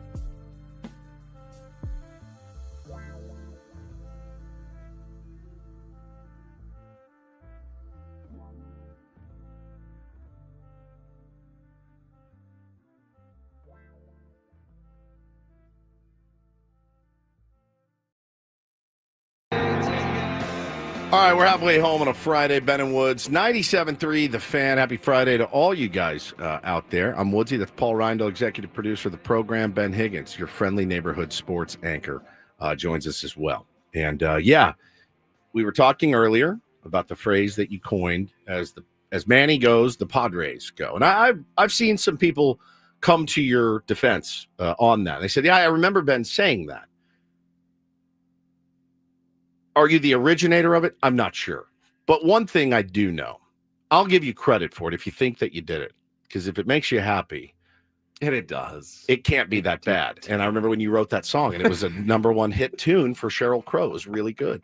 The golden rule is something we've heard. In fact, they say it's the most basic tenet of philosophy. The golden rule. Do unto others as you would have them do unto you. Yeah. I mean, it's something you want to impart on your children. Yeah. I don't think anyone disagrees with that. Even a lousy, selfish human being probably acknowledges that it's the way to go. It's probably would be the way to go if everyone would do it. Now, you get cynical and you go, but I don't think people are going to treat me well, so I'm going to just preempt them and I'm going to not treat them well. But if we could all have respect for each other, treat everybody well, it's probably the best way to go. Yeah, and it's the way that you can kind of shorten it is just kind of, treat others the way you want to be treated, right? That's just a very basic way to say it. So yesterday, the missus and I had a bit of a philosophical disagreement as it pertains to the golden rule. She was not feeling well and was a little on edge, to say the least.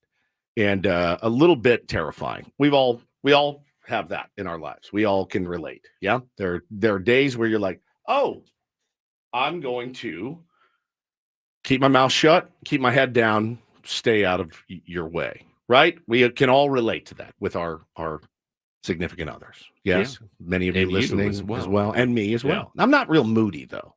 You know what I mean? Okay. You don't think I'm moody? You think I'm moody? No, not at all. Interesting. Right? Well, it's not definitely not moody. Well, I don't want to digress too much, but so I learned yesterday because she wasn't feeling great, and I said, "Hey, thinking I'm about to score so many points." I go, "How about tonight? You go to bed early, go shower, get cozy, go to bed early. I'll just get the kids out of your hair." And she flipped her wig at me, man. Like I got attacked, and I said, even at lunch, I said. I go, babe, you're so not feeling great. If you want to, go get a hotel and just let Calgon take you away. Get in a bath, do whatever you want, Go. I coined that phrase. Yeah, exactly. Calgon, I remember take that. Me away. Calgon, take me away. And I said, just go and I'll watch the kids and I'll, do everything. And boy, I got my ass chewed. Okay, what upset her about that? And then we went to marriage counseling and we brought it up at the end. And I said, am I insane here? And then the counselor agreed with her. So the new golden rule is treat others the way they want to be treated, not the way you want to be treated. And I go, okay. How does that look? And I looked at both of them and I go, all right. She said she's not feeling good. The three humans that trigger her the most, me, Bo, Taylor, I offered, go to a hotel, get us out of your hair. She goes, no, you're not sending me away. You're not banishing me.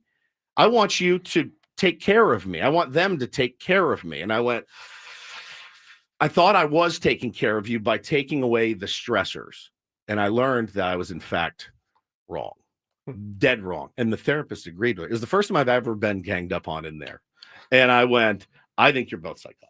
To be honest with you right now, like I thought, because if I wasn't feeling well and my wife came to me, this is again how I want to be treated. If I'm not feeling good and she said, I'm going to take these kids and I'm going to get out of your hair and you go relax, I would go, I love you so much. You are the greatest. I just fell in love with you. If she did that, she would be treating you as you want to be treated. As I want to be treated, but also, as I want to be treated. Right. So in my mind, though, I was treating her the way that I want to, treat each other like you want to be treated. That's how I want to be treated. Okay. I think I never thought about this. I didn't either. But I do actually at least agree with the sentiment of it's even more, because we're talking about empathy here, correct, essentially. it's even more empathetic. It's empathetic to try to think, what would I want here? Let's do that because that's probably a good thing.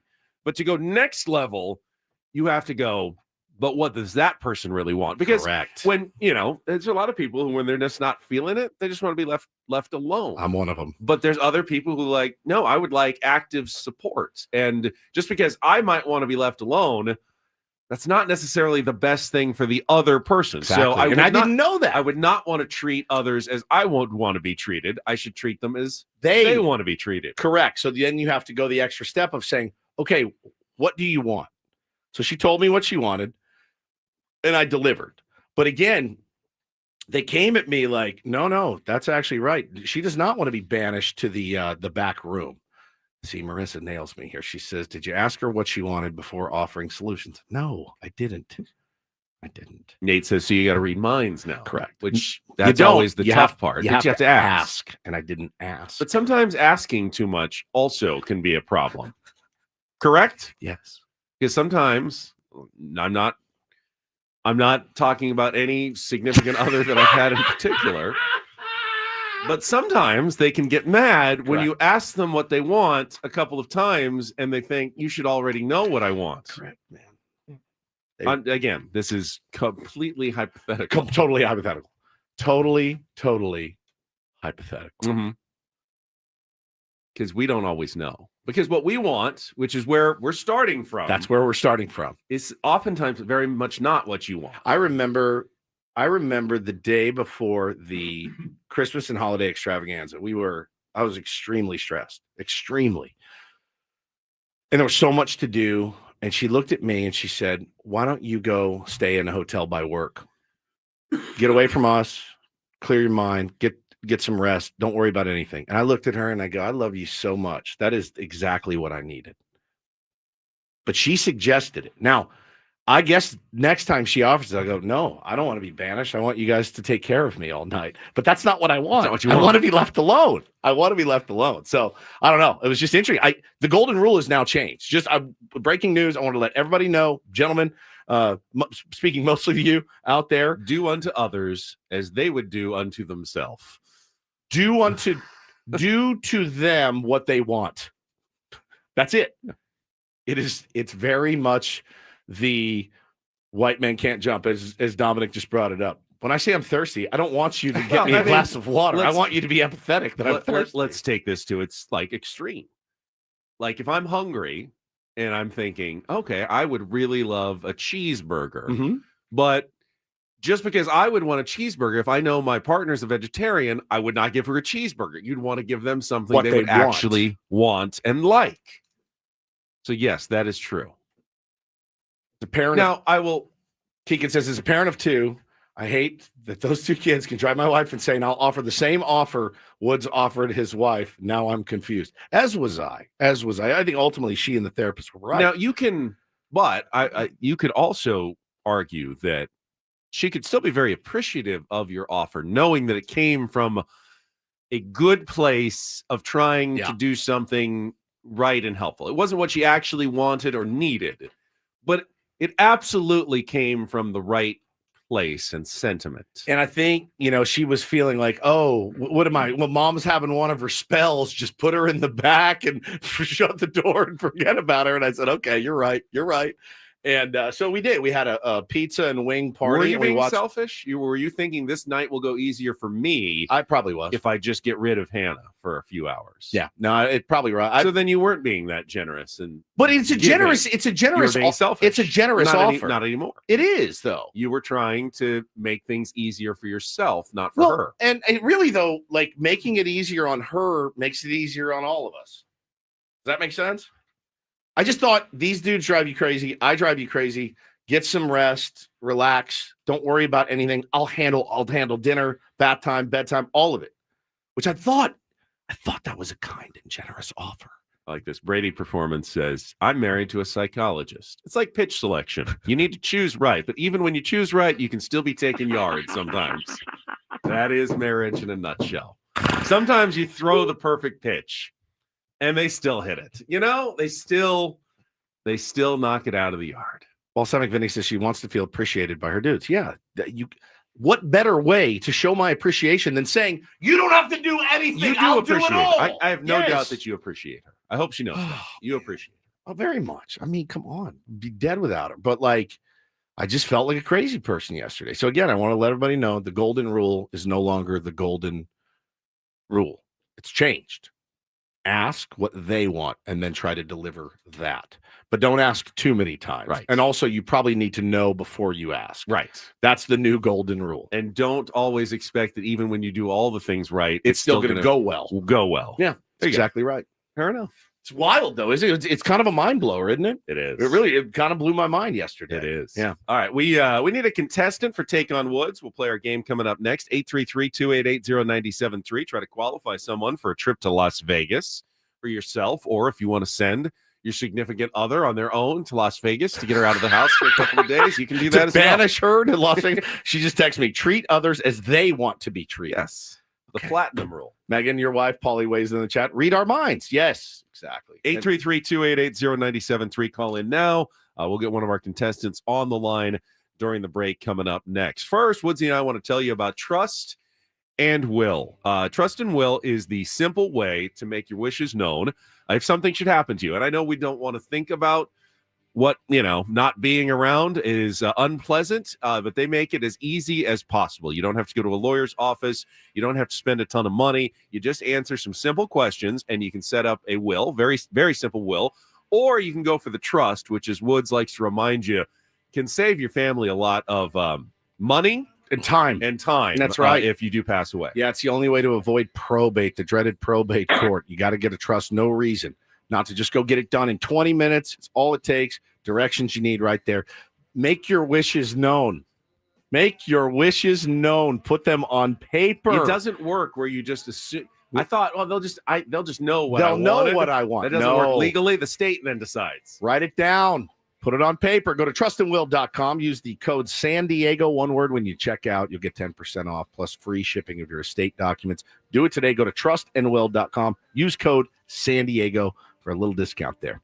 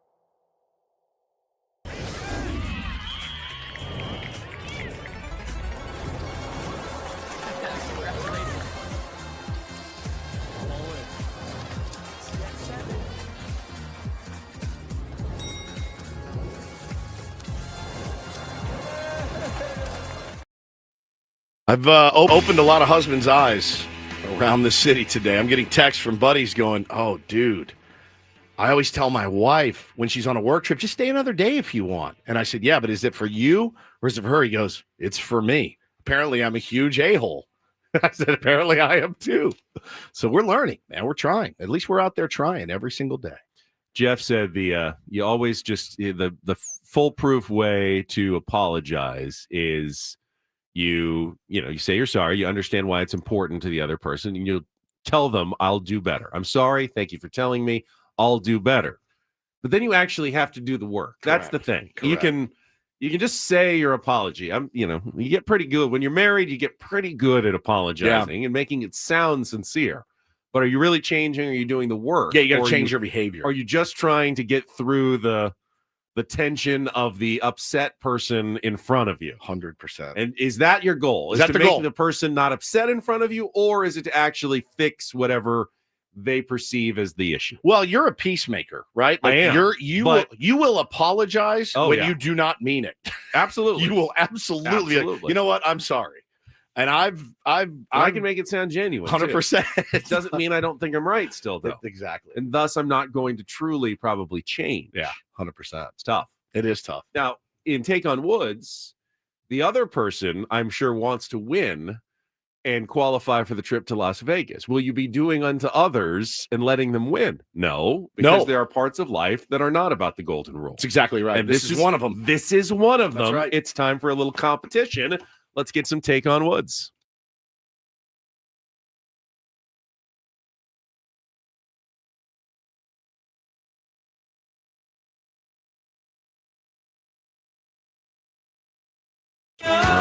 Let's get one of our regulars on today. We got Guy ready to call in, see if we can qualify Guy for the month of March. Now, it goes both ways with Guy, but we get some good competition, good matchups. Good morning, Guy. Hey, good morning, guys.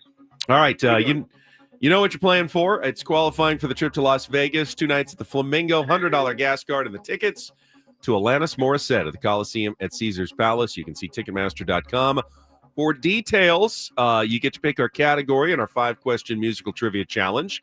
We've got This Ends Tonight, 5 song titles ending in the word tonight. Singing the Blues, 5 song titles including the word blue. And The End Is Now, 1980s edition, 2-second songs, all from the 1980s, whose titles end in now. You got it. All right there, Ben?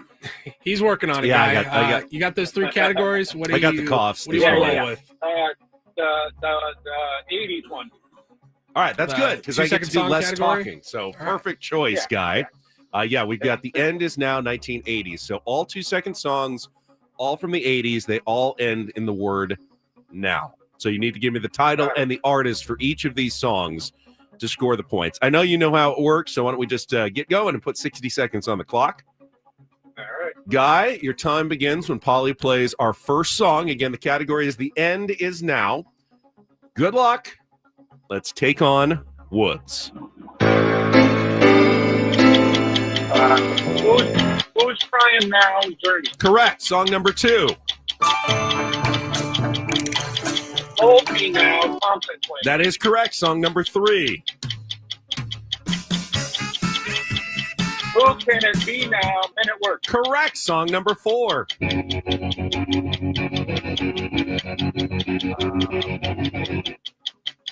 See, that's pass on that one. Go to song number 5. Looking in your eyes, I see a paradise. That starts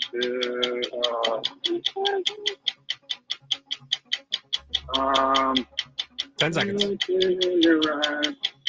I know the other one is. Go back to song number 4. That's Smith. When is now? Oh, it's How Soon Is Now. It is the Smiths, and I heard you say Starship. Nothing's going to stop us now. You were close, but I can only give you credit for 3. I don't think that's going to be enough today, guys. Stay on the line because Woods gets his shot, but he's a child of the 80s. I think he's going to do well on these. Come on. There you go. All right, let's bring it back. Guys, score is locked in. I won't give you the category, but I will tell you we have an all 2-second song. Oh, boy. Edition of Take on Woods today. Put 60 seconds back on the clock. Woods, your time begins when Paul plays the music. Good luck. Let's take on Guy. Who's Crying Now by Journey? Correct. Song number 2. Hold Me Now by the Thompson Twins. Correct. Song number 3. Who Can It Be Now by Men at Work. Correct. Song number 4. How Soon Is Now by the Smiths. Correct. And song number 5. Nothing's Gonna Stop Us Now by Starship. Yeah, that's a 5 for 5 and a win for Woods, 5-3. I was afraid of that guy, child of the 80s. I didn't think you were going to miss any of them. Those are some of my favorite songs in there. Minus the and they all end in the Starship word one. Now. Yeah. I The love end those. is now. End is now. 1980s edition. I love it. Very well done, Woods. Sorry, guy. Easy peasy, buddy. Try again at a future date. Of those 5, quickly, what's your favorite? How Soon Is Yeah, It's not even close. I love that song. I do like Hold Me Now by the Thompson Twins a lot. So much. The other 3, I can probably take or leave. Which are the other 3? Who Can It Be Now? I love that song. It's not bad. Who's It? Crying Now by Journey? Love that song too. Good. And Nothing's Gonna Stop Us Now by Pass. Journey or Starship. Yeah. Definitely pass. But How Soon Is Now by far on that I one. think we have fairly similar rankings. on Yeah. this. Speaking of old bands that we love, Foreigner. Did you say Foreigner's coming to San Diego? Foreigners coming. They announced yesterday the fair. What do they call it now? The lineup. The San Diego County Fair. The lineup is out, and it's pretty solid. There's a The main stage, There's a Foreigner concert, grandstand. Yeah. and I think we should go as a show. I'm It's so on in. it's on a Thursday night. You have to take the night off work. Well, I got Paulie into Foreigner when I got him the vinyl. Right? Every single song on the best of Foreigner, it slaps. I remember when It's I so got good. because I got Paulie the record player for Christmas a couple of years ago, and I'm like, hey, just get him some records. And Ben's like, what do I get him? So you got him Foreigner's greatest hits, did. which was just priceless. And then you put it on, and you're like, banger, banger, banger, banger, Yeah. banger, banger, banger. I mean, it's That's legit. the reason why I picked Jukebox Hero as our Tuesday Open last year. Yeah. I'm a Foreigner fan. June 12th Yep. at the San Diego County Now, are they Fair. still Foreigner? I know you keep more on bands. Is this the original lineup? Is this new got- people? no, I have no idea. I don't have any clue who it is. I have no idea, but they're going by Foreigner. They're Anyone gonna be else interesting coming to the San Diego Looking- County Yeah, Fair? yeahs are playing. I like them, It's a Pink Floyd laser spectacular. which would be so much fun. I may take the kids to that. That would be. They like Pink Floyd and they like lasers. Ben, 2 Chainz and Lil Jon. 2 Chainz. Sick. Third Eye Blind. Turned down for what? Is that Little John? Yeah. Third Eye Blind. It's a pretty good fair lineup, actually. Ziggy Marley is He's there playing. every year, right? Hannah. She'll be there. Me and my girlfriends are going to see Ziggy Marley. Go ahead. Enjoy. Actually, go ahead, but do you want, how can I make that a more pleasurable experience for you? Would you like me to hit up the dispensary before you go? Can I drive you? Should I pick you up after? I've just made her experience. See what I've done? I've made it better. Right. I'm not telling you and your girlfriends you should go. You want me to buy your tickets? Man, I'm learning. You good? I'm learning. Big bomber class, people busting on the head.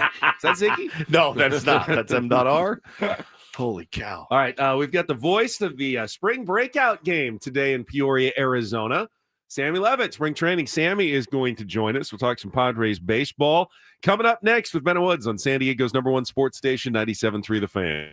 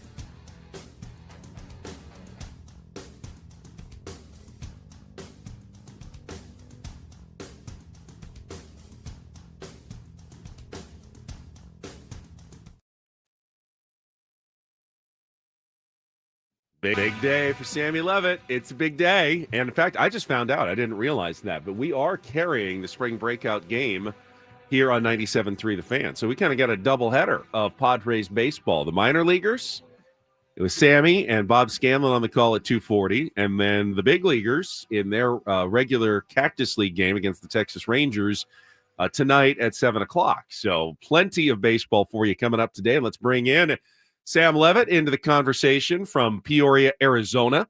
With his long day ahead, he's still in his Airbnb, which I think is smart. Sammy, good morning to you.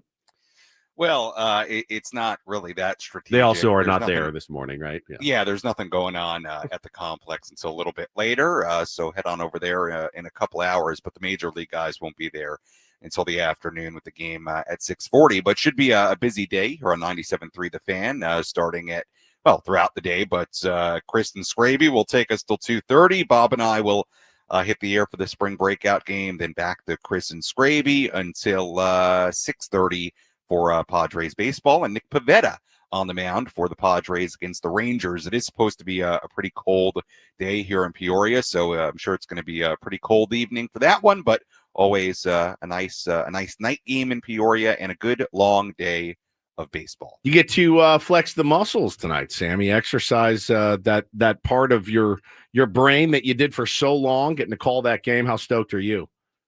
I'm excited. Excited to work with Scans tonight. Excited for the game. Should be a lot of fun. I'll tell you what, both rosters are really exciting. Padres taking on the A's prospects, and we get an opportunity to feature, I think, guys that obviously Padres fans know about, the Ethan Salases, Leo DeVries of the world, Braden Nett, who will make the start in this game at 2:40. A lot of names that people know, but I think also a lot of names that people may not necessarily know, and that can be a mix of younger guys, some of whom have yet to even throw a pitch in the minor leagues, guys like Boston Bateman and some others that were drafted in the 2024 draft, and guys that have done some really, really good things in the minor leagues that you may not know a ton about. So excited to watch those guys today. Excited to tell their stories. And I'll tell you what, on the A's side of things as well, they've got some really exciting prospects. They've got an outfield that is like really impressive. I was doing prep on it this week and really stands out. So obviously we'll be pretty Padres focused, but I think we may be, I'm not sure what the A's are doing for the game broadcast-wise, so we may have some Athletics fans tuning in, I'm sure, as well. So we'll focus on them a little bit too, but it's going to be a lot of fun. I'm looking forward to it. Yeah, and I think what I enjoy about this, Sammy, and I don't know how many of the guys you've talked to, but for a regular spring training game for the Padres, it's just another spring training. They're just trying to get in prep. For the spring breakout guys, this is a big day for them. I mean, they get to play in the big stadium, with a broadcast, with a lot of attention on them. And for many of these guys, it's the first chance they've ever had to get to do this. I mean, some of them were drafted straight out of high school. They haven't played a real game other than a high school game. So it's actually important to a lot of these guys. You feel like a big leaguer. You're wearing a big league uniform. I mean, you're playing there. That's huge. Yeah, and I'll give you a really good example of like a couple of guys that I think will really relish in the opportunity to play in this game, and a couple of guys that I talked to yesterday. One example being somebody like a Boston Bateman, right? This big lefty that the Padres select in the second round of last year's draft, and he was a young guy, so he did not go out into the minor leagues last year. He'll probably start the year at Lake Elsinore, but you're right. It's his first opportunity beyond work he's done on the backfields this year to, get it on the mound in the big stadium in front of fans. And it should be fun because with a ticket to tonight's Cactus League game, it also gets you into the spring breakout game. So I would imagine we'll have a good number of people there as the game moves along and people start showing up for the Cactus League game. So you have a guy like that. You also have a guy like, let's say, an Ethan Routson, which is somebody that you probably haven't heard of, but is an undrafted free agent, has really done some good things in the minor leagues. He's a side armor. He has made a couple of appearances in Cactus League games, but guys like that who you may not know about, who now get an opportunity to pitch in a competitive environment, even though he's been in some Cactus League games. There are a number of stories like that guys that, went undrafted now get an opportunity to really showcase their talents and pitch in a quote unquote bigger game with a bigger game feel. So there are a number of stories like that really throughout the roster. So it does make it pretty cool for a lot of those guys. Talking to spring training Sammy here on Ben and Woods this morning. And Sammy, the Dylan Cease rumors just will not die. They will not rest. Yeah. Saw a report yesterday, 9 teams interested. Saw Heyman tweet out this morning, 7 teams are interested. I don't know if that means 2 have fallen off. They're no longer interested. I have no idea. But if you average the 2 of those together, that's 8 teams interested in a Dylan Cease. And yeah, I mean, you'd be obviously foolish not to listen. Is there any buzz or hubbub around it out at the complex? Yeah, I don't know that I've heard any, buzz. I also wasn't in the clubhouse a ton yesterday. I don't think I'm going to be in there today because I think that the game's just about starting by the time clubhouse opens, so I won't really have an opportunity to talk to Dylan about it today. I haven't heard anything particularly significant, but look, we said it the other day where if there's one general manager that is capable and you think would pull off a move a couple of weeks out from opening day of that kind of magnitude, it would be AJ Preller. And we saw him make the trade, obviously, for Cease around this time last year. I think my thing of it, just my opinion of it, if you're going to do something like that, and I'm sure they're starting to get enticing offers if the demand is that high and that many teams are involved, Woodsy, I just got to get a lot back. It's got to be a this ton, team man. is too capable. Yep. I think this team is too capable to make that move without getting a couple of pieces that are ready to help you right now. Yep. If you're losing a Dylan Cease in your rotation, to me, the solution can't be then 2 of the guys that are battling for the 5th spot now join this rotation. Right. If I'm AJ Preller, I want something back that can help me this year in my rotation, even if it's not the caliber of a Dylan Cease, but I want something that can help me now. And I want probably things that can help me or are pretty darn close to helping me in the near future in other parts of my roster. So, hey, if that many teams are interested, then run the bidding up, and who the heck knows what happens. I'd still be surprised because, when you get this close to opening day, it's almost hard to envision moving a piece like that. But man, if I'm AJ Preller, I just want, if they're going to do it, I want solutions that help you now as well in part of that package, because I think this team is super capable, and to strip them of a Cy Young caliber arm when he's at his best, that's a tough blow to your current roster. So that's all I'd say. I would just want pieces that help me now in some capacity. Yeah, I mean, and think about how the air in the room feels if that trade gets pulled off, and trade him to a team that really thinks they can win the World Series, and they're a Dylan Cease away. Better be in the American League, right? Number one. And GMs have gotten really smart. They have. They've gotten smarter. They're more reluctant to pull the trigger on some of those deals. Like, we're going to give you four studs for one guy, a year rental. Right. I mean, it would take a lot to line up right now for that deal.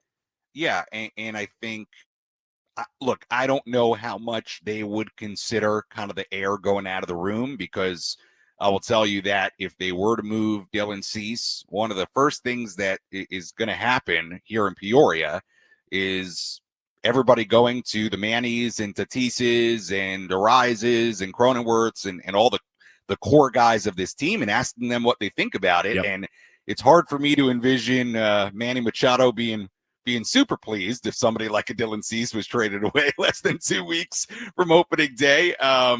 So I do wonder how much of that they'll consider. And we've talked about this before. In my mind, even if the offers are really enticing, if things don't go well this year, and certainly I hope this isn't the case, but if you're in a spot come the summertime, come around the trade deadline, where you're not where you want to be, there is always going to potentially be that opportunity. Maybe the packages aren't as great, but it's not like you'd be in a position where you lose the Ceases and the Kings and the Arise is for nothing if you don't want to. So I think it's kind of unlikely, Woodsy, that they're going to be in a spot come the summertime where things have gone so south where they have to do something like that. Maybe it's a little more possible that they're teetering. It's kind of like 2023 where you weren't really sure what they should do with guys like Snell and Hader. Yeah.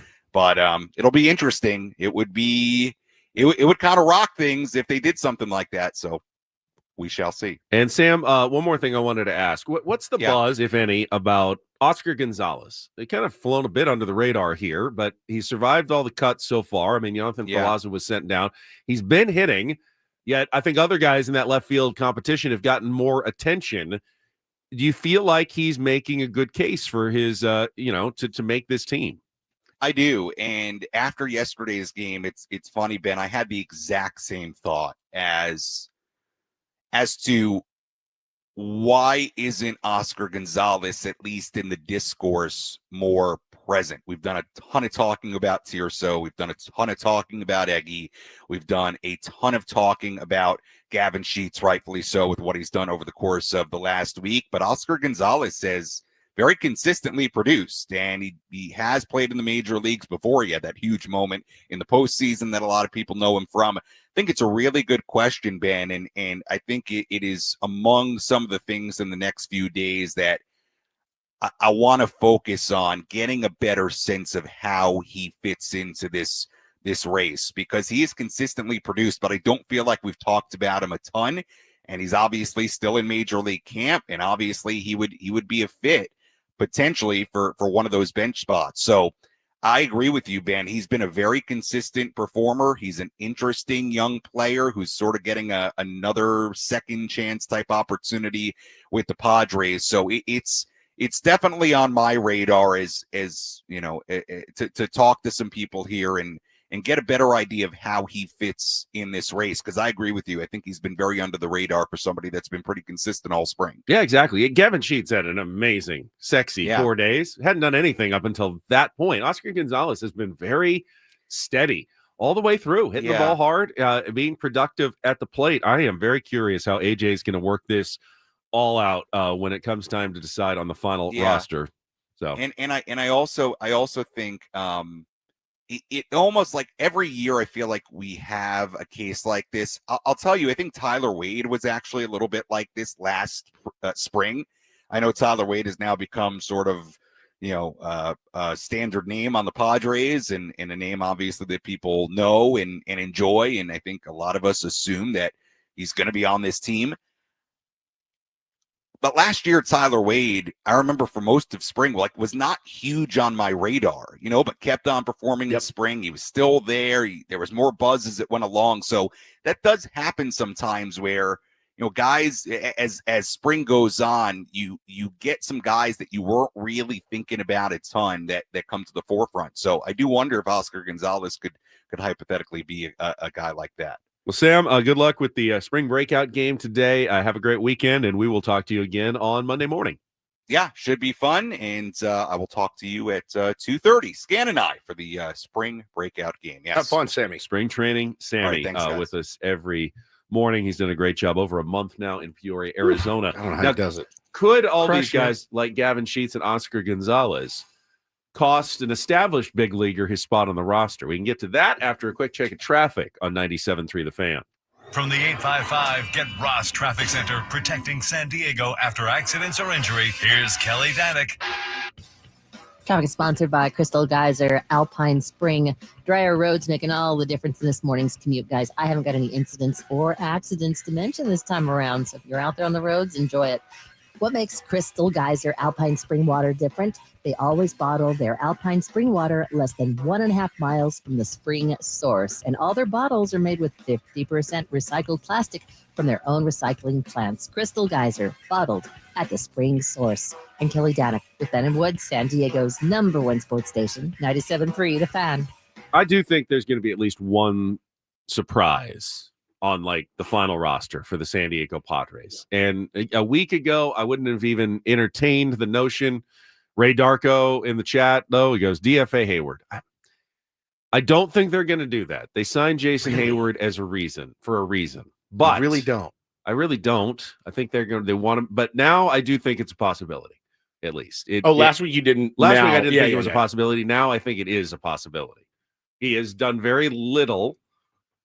I know they would love him to make the team, be semi-productive, have that veteran leadership, but there's so many other options that are outperforming him at spring training that there may be a reality that they have to face that he is just not the best option for them, and they need those spots in the 26-man and the 40-man for someone else. It's possible. I mean, I think there's a lot of teams in the same position where you're looking at, the last couple guys on the roster. It's certainly interesting here how it's going to play out. And I don't know, man. I don't know if you can. It could be business decisions across the board. Oh, you got options? Guess what? You're going down, right? I mean, that's what it could end up being. But I tend to agree with you, man. As much as I really enjoyed meeting and talking to Jason Hayward, if you were going to make the team based off an interview, he's in.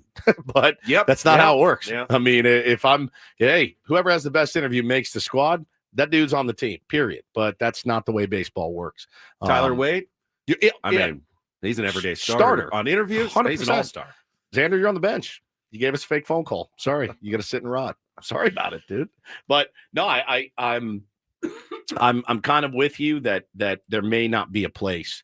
We've got plenty of veteran leadership. That's not something That's true. That we're lacking. That is true. It's not as though we're reels off and we need a bunch of young kids right. who don't know what they're doing, and they need a Jason Hayward to straighten them out. Sure. They have. Even the young guys have been around for a while now. No doubt. Jackson Merrill's the youngest guy. He's got the most straight-on head of just about any 21-year-old he was as much of a leader seen. as a rookie Correct. than anybody was. Correct. So I also, I love this game my whole life. I also know how it works. I know how it works. I know how sometimes, those guys will get a spot, and I'll be rooting hard for him if he does get the spot. But I would think it's at this point probably a mistake, to put a Jason. The more I think about it, I just don't know that there's going to be a spot for him. I know. Because what would be his role? Is he really going to be your starting left fielder on day one against right-handed pitching? Right. I mean, is that really the best role for him? And if he's not, then is he just a pinch hitter coming off the bench? Because he's not going to be pinch running or anything. No. I mean, he is a Gold Glover, but he's not the same defensively as he was. Nope. What's the value there? I just don't necessarily see it. And I feel like that's going to pain AJ, because I think he wanted Jason Hayward to be that guy. Didn't need him to be an all-star, but hit 240, 18 home runs, be a good, solid defender out there. Man. Big hopes on that. Didn't you say Gavin Sheets was going to hit 30? 200. But you said 30 the other day. Maybe he hits 20 or 30. 25 to 30. If he hits 5 every 4 days, it's going to be easy. He'll get there in April.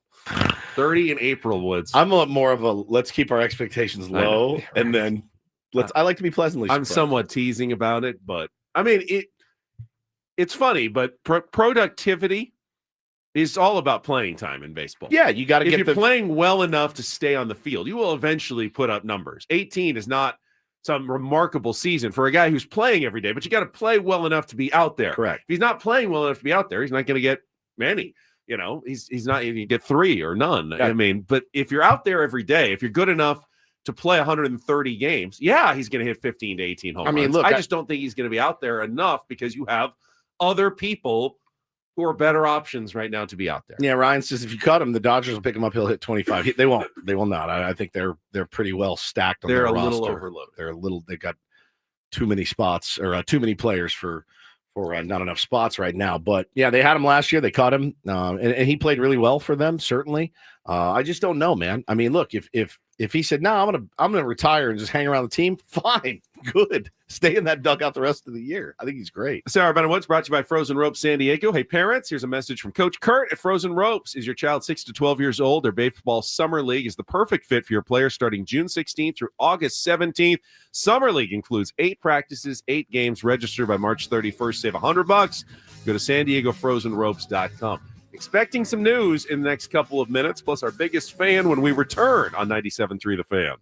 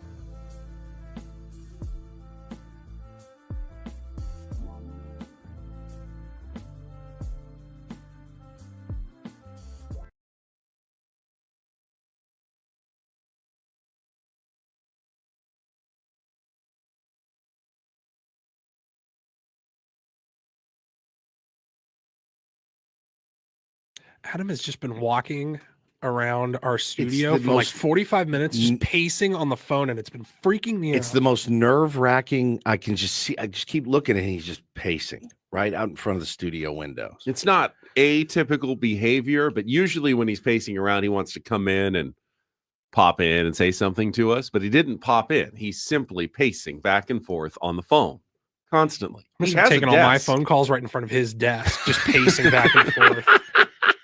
I am also a pacer when I talk on the phone, but I try not to do it in front of someone's workspace. That's just me. I'm built different, so I get it. Well, it's just the problem is we're already in a bit of a fishbowl. not a here. bit of a. It is a literal fish fish. glass in a glass enclosed bowl that people can come the watch zoo. us and stare at us while we do our work. Yeah. Because we're performative that way. Correct. But that doesn't mean that our boss should be the one who's Just keep looking over my wandering shoulder back and forth in front of the glass all Like the an time. alarm. He's just out there on the phone. Hey. All right, before we do anything else, it is 9:00. It is time for another biggest fan announcement. Last one this week, just 1 week left. So don't forget to get your name in for our contest and a chance to win 20 tickets for you and your friends and a night in our Odyssey Suite at a Padres game this season. You can register your name at 973thefan.sd.com/biggest fan. If you hear your name called, you have 10 minutes to call us back at 833-288-0973. And today's biggest fan is Jason Forster from Santee. Jason Forster, you're now on the clock. You got until about 9:12 to call us at 833-288-0973 and qualify for our grand prize drawing, which is coming up in less than a couple of weeks before opening day. Don't forget opening day. We will be out at Baja Rick's Cantina. And if you want to see us out and about, 1 week from today? Yeah, a week from today. We will also be having a live broadcast next Friday morning at Dave and this Buster's. one. It's gonna be fun. Yeah, you can join 97.3 The Fan at Dave and Buster's in Mission Valley next Fridays. We broadcast live all day long in celebration of the biggest college hoops tournament of the year. We kick things off at 6 a.m., then Braden, Gwen, and Chris, and then we'll wrap up the day with a Scraby Show at 6. There's going to be breakfast, burrito station, drink specials on mimosas, Bloody Marys, and beer throughout the day, a basketball shooting competition, and an hourly raffle giveaway. You can join us at Dave & Buster's at 2931 Camino del Rio North next Friday for a full day of fun with your favorite fan talk shows. All right, so this announcement has it not? Oh, wait. I believe I got it. It is it's official out. now. Here we go. Yeah, This is kind of cool, man. Teased it a while ago. Okay, so this is, it's a little corny, but I think it's incredibly cool. Yeah. Because this is something that was created by Padres Twitter. Way back in, I don't know, like the early 2010s or before. And the Padres have now embraced it, and it is official that the San Diego Padres and the Seattle Mariners will play for the Vetter Cup beginning this year. I mean, there's a logo and everything. They're getting Eddie involved. Eddie designed the trophy, and Eddie Vetter will be involved in this. This is incredible. I mean, they actually have rules for this as well, because the Padres and Mariners will play 6 times, 3 times at Petco Park, May 16th to 18th, and then back in Seattle at T-Mobile Park in August. Now, whoever wins more games wins the series, but in the result of a tie, if it goes 3-3, guess what? Guess what decides the Vetter Cup? Run differential. Oh, wow. Run differential to decide the Vetter Cup. We could have done an Elam ending instead. No, we got run altitude. differential. And then if the run differential is tied, it goes to the EV, the team with the highest exit velocity recorded Eddie on any Vetter, hit. EV. For Eddie Vetter, yes. Any hit during the Vetter Cup. So if they score the exact same amount of runs, whoever had a guy who hit the ball the hardest during the 6 games wins the Vetter Cup for that season. That's pretty awesome. I know. Isn't that cool? So they've never played Petco. And I think that's it. Pearl Jam? I don't think they've ever played Petco. Have Really? they? Have they? No, I don't believe that's so. part of this, at least No, yet. it's not. But It's not. at some point, you feel like get him to sing "Take Me Out to the Ball Game." I know he's done that in Chicago. Viva Padres says winner gets a Petco Park concert. Oh my God, that would be amazing. There's also a Or how charitable. about Pearl Jam does a concert at whatever. Yeah, that's what he's just saying. Winner gets the Pearl Jam to play at their That would be show. amazing. At it's their Petco stadium. Park. Yeah, would yeah. be sick. And then So, if the Mariners win, it goes up to T-Mobile. There's also a charitable aspect to this. Eddie and his wife Jill have founded a foundation for EB research. It's epidermolysis bullosa, and they will help raise money through all of the Eddie Vetter Cup promotions and everything with fans in San Diego and Seattle. Kill Count goes, make sure you put the cup on a stand made of concrete, which is amazing. Freeze and rest his head on a pillow made of concrete. Amazing. That's absolutely incredible. Yeah. We should have you decipher some Pearl Jam. I've tried before. Not very good at it, but yeah, that's pretty solid. I love that they've kind of finally embraced this thing and are actually running with it. I feel like it's 5-6 years too late, but hey, better late than never. Another phrase that you coined. I remember when Padres Twitter, and I don't know who actually coined the phrase. I don't either. Take credit for that one. No, that was not me. But back in the early days of Padres Twitter, when they said, "Oh, the Better Cup," because it was so funny that baseball made the Padres and Mariners natural rivals. Yeah, it made no sense. There was no real connection other than they shared a spring training facility and were on the West Coast, but no one had ever thought of those teams as rivals, but they did it. So, I mean, what do the two cities share? And someone quickly came up with, well, Eddie Vedder, from San Diego, made his mark in the music scene in Seattle, and we'll call this the Vedder Cup. And now it is official that the Padres and Mariners will play annually. Yeah, San Diego alum, wrote some of the most iconic lyrics to their debut album right here in our city. And trust me, man, when I moved here, I was like, bro, that's pretty solid. Like, this is where he was writing Alive and Footsteps and a bunch of songs that really shaped me as a youth. It was crazy. So I love this. I think it's great.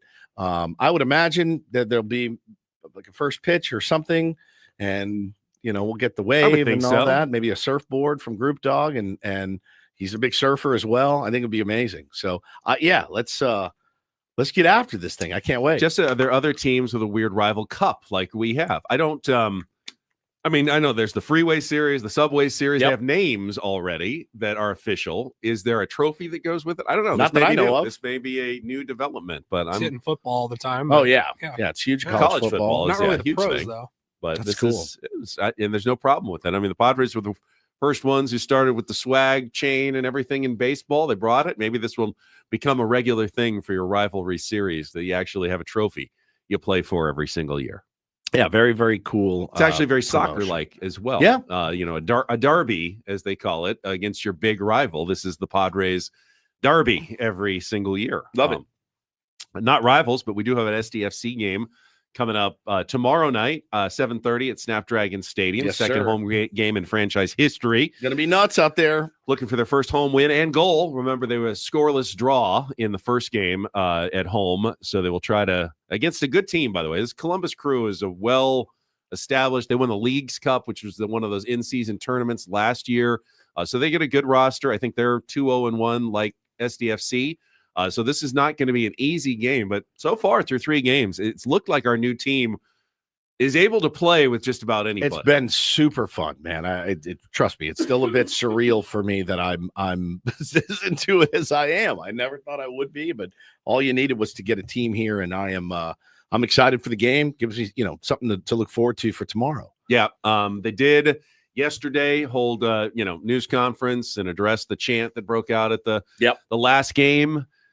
Again, I think, we made our thoughts on it clear. It doesn't really matter what we think, and it doesn't really matter what you think out there either. It's their team. They're going to They don't want it. Force this thing. And if you're just doing it, then you're doing it to cause a problem. Yeah, they're going to. Whatever you believe, whether you think it's offensive or not, doesn't matter. You don't get to make that call at the games. Yeah, they're going to enforce this thing, and they said as much yesterday in their presser, and I saw the reaction online too, and I don't know, man. I'll be honest, I don't know that was the right move to come out yesterday and do a press conference, and the only reason I say that is because I saw the comments and they were essentially daring people to say it. That's how a lot of these people felt. Like, I'm going and I'm saying it, and you can do what you want. It's a bit of just natural, like, human instinct. Oh yeah. Degenerates like us, right? You tell me not to do something. Now I want to do it. Yeah, now I want to do it. 100%. See, no, I'm the opposite. You tell me not to do something, you don't do it. I'm not gonna do it anymore. Yeah, I'm kind of that way now, but I can definitely. It's going to be really interesting to see, what they do, what happens. They said they're going to have messaging on the scoreboards, on the cup holders. There's going to be extra security to try to stop it. But if a good large portion of the stadium starts doing it. There's no amount of security that can stop people from chanting. But what they will do is they will stop a game, you know, and you don't want your team penalized. You don't want a stoppage or anything like that. So listen, man, feels like this has been blown up way more than I thought. Me too. I tend to agree. I guess are the Padres going to put a billboard up for the folks who statements? Don't say F the Dodgers and feel like it's part of their culture and heritage. Like, this is what we do at Mexican soccer games. We're trying to embrace the cross-border nature of our team. Let's make it feel like a Mexican game. What exactly are you trying to accomplish? Are you trying to make your city and your team look bad in front of their whole league? Is that really a good goal for you to do? Because they're going to look bad. But the league is going to crack down. They're going to crack down on the team, and they're going to look bad. Whether you think so or not, it's going to go poorly for SDFC if you do that. Yep. So if you're determined to do that chant, then the consequences are not going to be good. They're not going. It's just going to be bad. I think the thing that I fear about it is that they're going to stop the game and penalize this team eventually. But I'm just not sure. I hope it goes well tomorrow night. You know, it's a home game. We want to win as many of these games as we can. Want to have a good showing. But yeah, I felt like having the presser yesterday was basically like saying, all right, we double dog dare you to do it. And there's been plenty of people that I've seen, at least online, you know, that have said, okay, no problem. No problem. I hate. I just think for fans, if this is the hill that you want, like, you lost my business because which may happen. I really want to be able to chant that at games. That's a weird hill. We've got a really cool new team that really wants you to be there, and the only thing that they're asking of you, just don't chant that during games. Right. It's a simple ask. It's really simple. Now, if they were asking, we need everybody to start chanting that. Now that would be problematic. But they're just telling you, just don't bring it to the table. It's a simple ask. I mean, bro, this is 2025. Like you're telling people what they can and can't say. They're paying customers. You know what I mean? Like their people are going to take offense to that. People are going to take offense when it does get chanted. It's a cluster right now. And I hope it goes well. I just don't see it. I mean, basically, at least again, and I know the online world is completely different than the real world sometimes, but the online world, I read the comments yesterday. I went, whew, okay, interesting. So yeah, it's gonna be a thing now, and I think it's been blown up to now almost guarantee that it's gonna be a thing. All right, we still have our Ryle report coming up. Paulie's been working feverishly over there on something, and I'm a little worried about it as well. I've not seen it yet, so we will unveil that during the break, I assume. When we come back with Better Woods. About this one. First, though, I'll tell you about sdfatloss.com. Right now, you can take advantage of their spring special. Get $200 off the already very affordable program. And the reason why it's so affordable is they don't ask you to buy any of the extras that so many other programs do. Injections are expensive, and you really can never get off of them if you want to keep the weight off. Extra bars and shakes, not only do they kind of taste gnarly, but they're expensive when you have to buy them every single week for like 3 or 4 meals a day. It's not what goes on with sdfatloss.com. It's based on real foods, stuff you'd be buying anyway at the grocery store. I ate a lot of steak and chicken and vegetables, and I lost 40 pounds in 60 days, which is what they'd expect, up to a pound of fat per day over the 2-month the loss phase of the plan, and then they'll help you keep it off afterwards. I have kept all my weight off for a year and a half. So many tier ones out there. I've lost thousands of pounds in San Diego. It's one of the things I'm most proud of, getting the message out and helping so many out there battle weight issues. And you feel so good. I feel so much better, lighter on my feet. The pain in my back has pretty much gone away. It's fantastic. So take advantage of the spring special and get your free consultation by going online to sdfatloss.com. Find out how the program worked for me, how it can work for you as well by going to sdfatloss.com.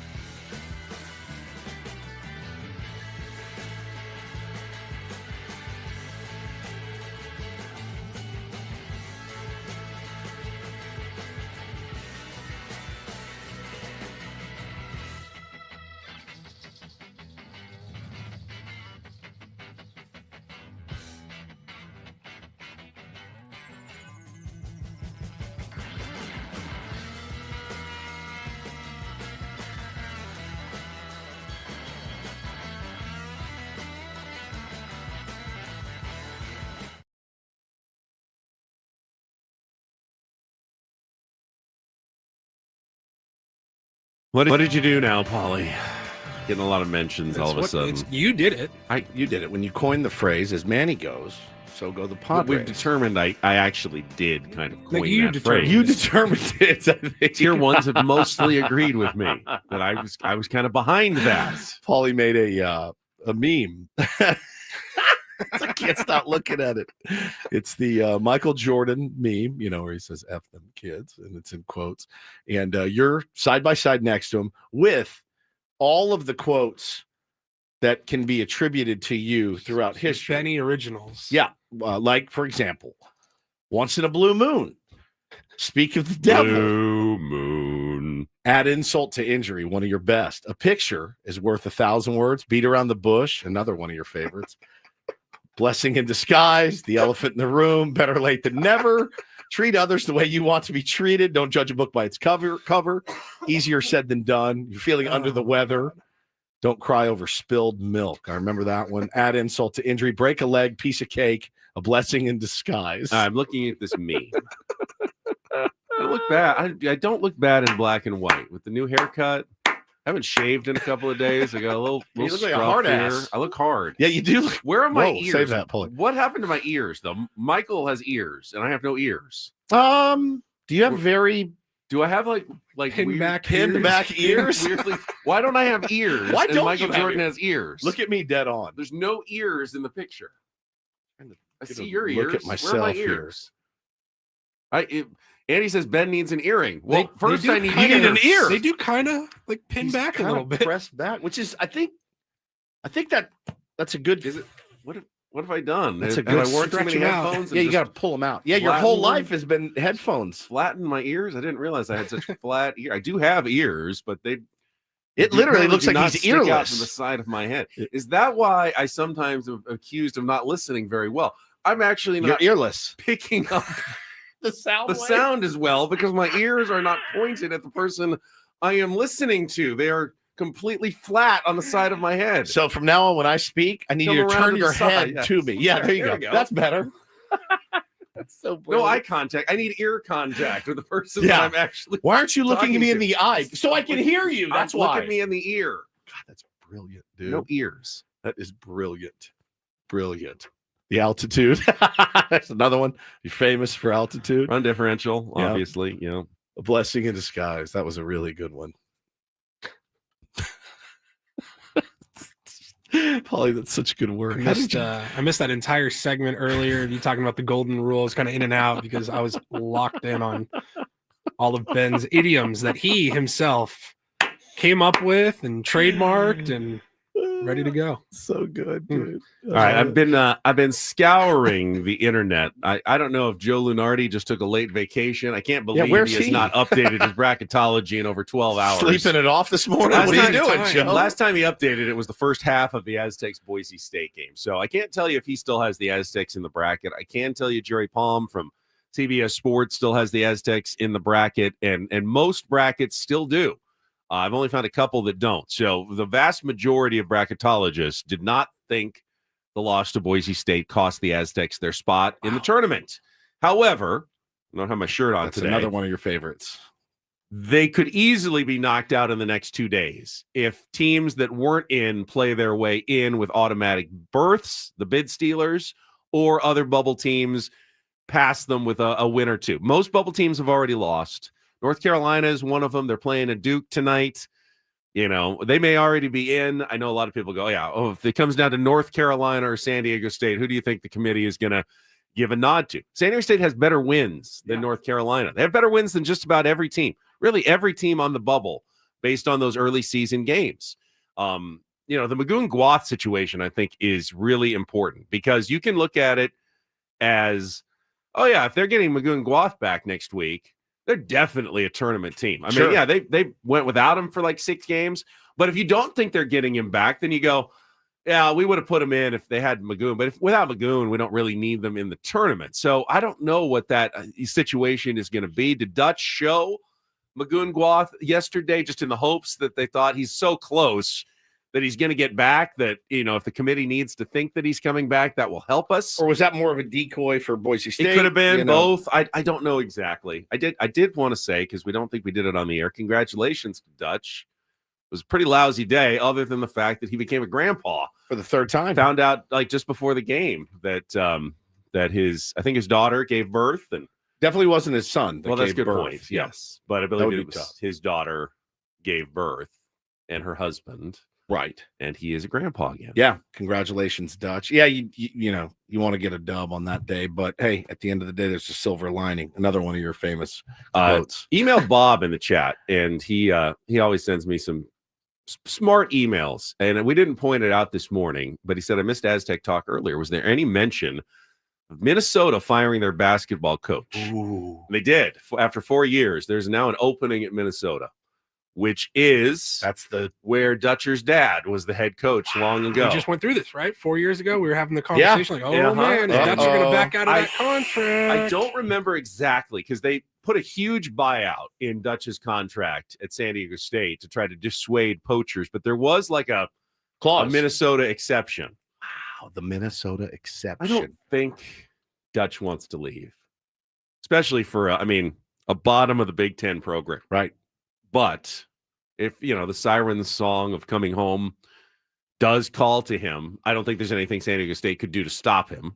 They can't pay him a lot more. They don't have the budget for that. So they pay him well. This isn't like his dad wasn't like the old coach of Kansas and, a blue blood or something. It'd be a tough program to turn around. It'd be tough to walk away from what you've built. I mean, really, I agree. like it's like, man, I just built been this here 25, 26 years now. I mean, that's a long time. And he's way closer to retirement than he is the beginning of his career. The prospects of the next, I know. 2 seasons, You know what I mean? Like, there's a lot to be happy about. about. Talking about the team earlier, like I said it a month or two ago, like this team is young. They have a lot of raw talent, but they're going to make young freshman, sophomore mistakes. We saw a lot of them yesterday. Yeah, we did. But this team, if they get everybody back, plus with the guys they have redshirting, like Reese Waters and who's the big guy coming Thakbor Majak. Yeah, you put all those guys, if you can retain the talent from this year and add those two guys to the mix, I mean, you're looking at it potentially a top 10, top 15 team most of the season next year. And I guarantee you Minnesota is not. Away. So right. That's a major step down for Dutcher in many ways. Would he make more money? Probably. Yep.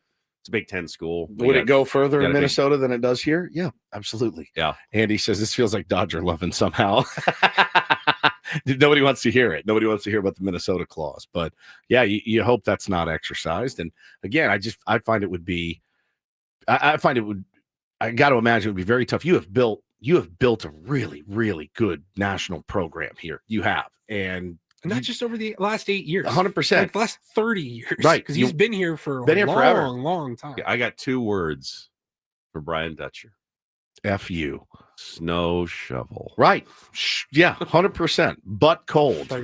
Brian Dutcher goes, so go the Aztecs. Go the Aztecs. Yeah, butt cold up there. Now, Eric Olin is not going to be at UCSD anymore, and that's just the reality. He's going to get a huge opportunity and a huge raise to go somewhere else. Even Indiana has talked to Eric Olin after what he did at UCSD. More power to him. Earl Edwards, the AD at UCSD, knows he's going to lose his basketball coach this year, which is tough, but they'll try to find someone else. And, it's just an amazing season, and appreciate it if you're a UCSD fan. Drink it in, man. Drink it in. Yep. Because, but it's not as though Eric Olin was came 3 years, turned around the program. He's been there a long time. He was there Division II, Division I. This is his chance at the brass ring, maybe his only chance at the brass ring. He hasn't made a ton of money. Dutch has done well enough that he can retire comfortably. This is Eric Olin's chance to make it big, and no one's going to stop him. Even UCSD doesn't think they can stop him from leaving. They just hope he goes as far as he can this year, gets him to the tournament, and gives him a chance to win a game or two once they get there. And so they'll know their fate Sunday as well. We'll know for sure. I mean, they could win their way in tomorrow. They play UCSB tonight in the semifinals. And then probably UC Irvine again, a rematch, third time in the finals tomorrow night if punch they win. Your ticket, man. They can punch their ticket for sure, which gives us something to root for this weekend since there's no San Diego State, which is weird. On the second day of the Mountain West tournament, no San Diego State to cheer for tonight. It's literally never happened since I've been here and went to San Diego State. 2007. Yeah. Last time Graduated high we're school not in 09. into at least the second day of this thing. That's why you were so hot I this know. morning. I've never seen that. You are not used to that. That sucks, dude. All right, we've got a Ryle report in our final segment, Paulie, with some headlines coming up to wrap things up next on 97.3 The Fan. But as we were just talking about, man, nothing like March basketball. Download the Underdog app right now. Bring the fun of a bracket to every game day by making entries on Underdog, one of the leading sports apps. You can now play right here in our state, having a blast. With Underdog. I'm going to really have a blast with Underdog once the tourney kicks off and once baseball season gets going. I'm going to be probably pretty insufferable about it. I would have to imagine. You can play with as little as $1. Get everything right, you can win up to 1,000 times your money. Turn $1 into 1,000 just with your sports knowledge. Download the Underdog app today. Sign up using the promo code WOODS to unlock a special offer of up to $1,000 in bonus credits when you make your first deposit. Join in on the fun when you sign up with promo code WOODS. Claim your special offer today. Get up to $1,000 in bonus credits instantly upon first deposit. Must be 18 and over, 19 and over in Alabama, Nebraska, 19 and over in Colorado for some games, 21 and over, Massachusetts and Arizona. Present in a state where Underdog Fantasy operates. Void where prohibited. Terms do apply. Concerned with your play? Call 1-800-GAMBLER or visit ncpgambling.org. In Arizona, call 1-800-NEXT-STEP or text NEXT STEP to 53342. In New York, call the 24/7 HOPE line at 1-877-8-HOPE-NY or text HOPE-NY to 467-369.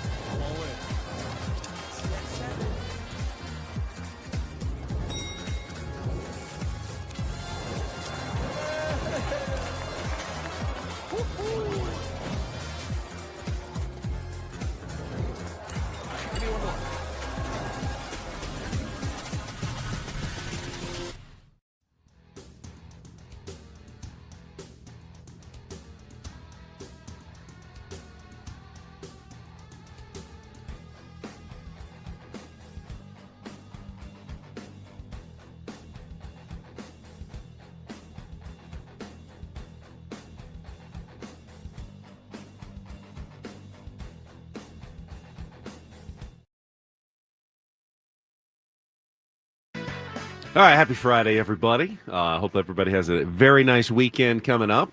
I saw Paulie. We just gave away some memberships in our stream on a Friday. A little online gift on a Friday. I like was very that. nice. I appreciate all the tier ones who join us every morning, however you consume Ben and Woods, whether it's in our YouTube stream, on the radio, on the Odyssey app, or you listen later in the day. It's all equally appreciated. Yeah, it's kind of I got a nice message yesterday and just thanked this person for just being a part of this community.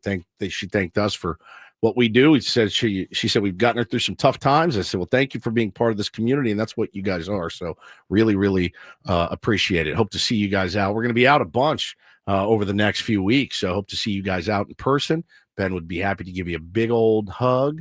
He loves to do it, and he's happy to do it. Somewhat. Yeah, you're getting better. Don't forget to vote in our tournament of drops as well. Yep. You can go to any of our social channels and find the link for the Google voting for the second slate of first-round matchups, and we'll get to the Sweet 16 on Monday. Final thing for the week, though, is going to be a Ryle report. Paulie's headlines coming up after a check of traffic here on 97.3 The Fan. From the 855 Get Ross Traffic Center, protecting San Diego after accidents or injury, here's Kelly Danick. Traffic is sponsored by Valvoline Instant Drive-Thru Oil Change, your trusted instant drive-thru oil change.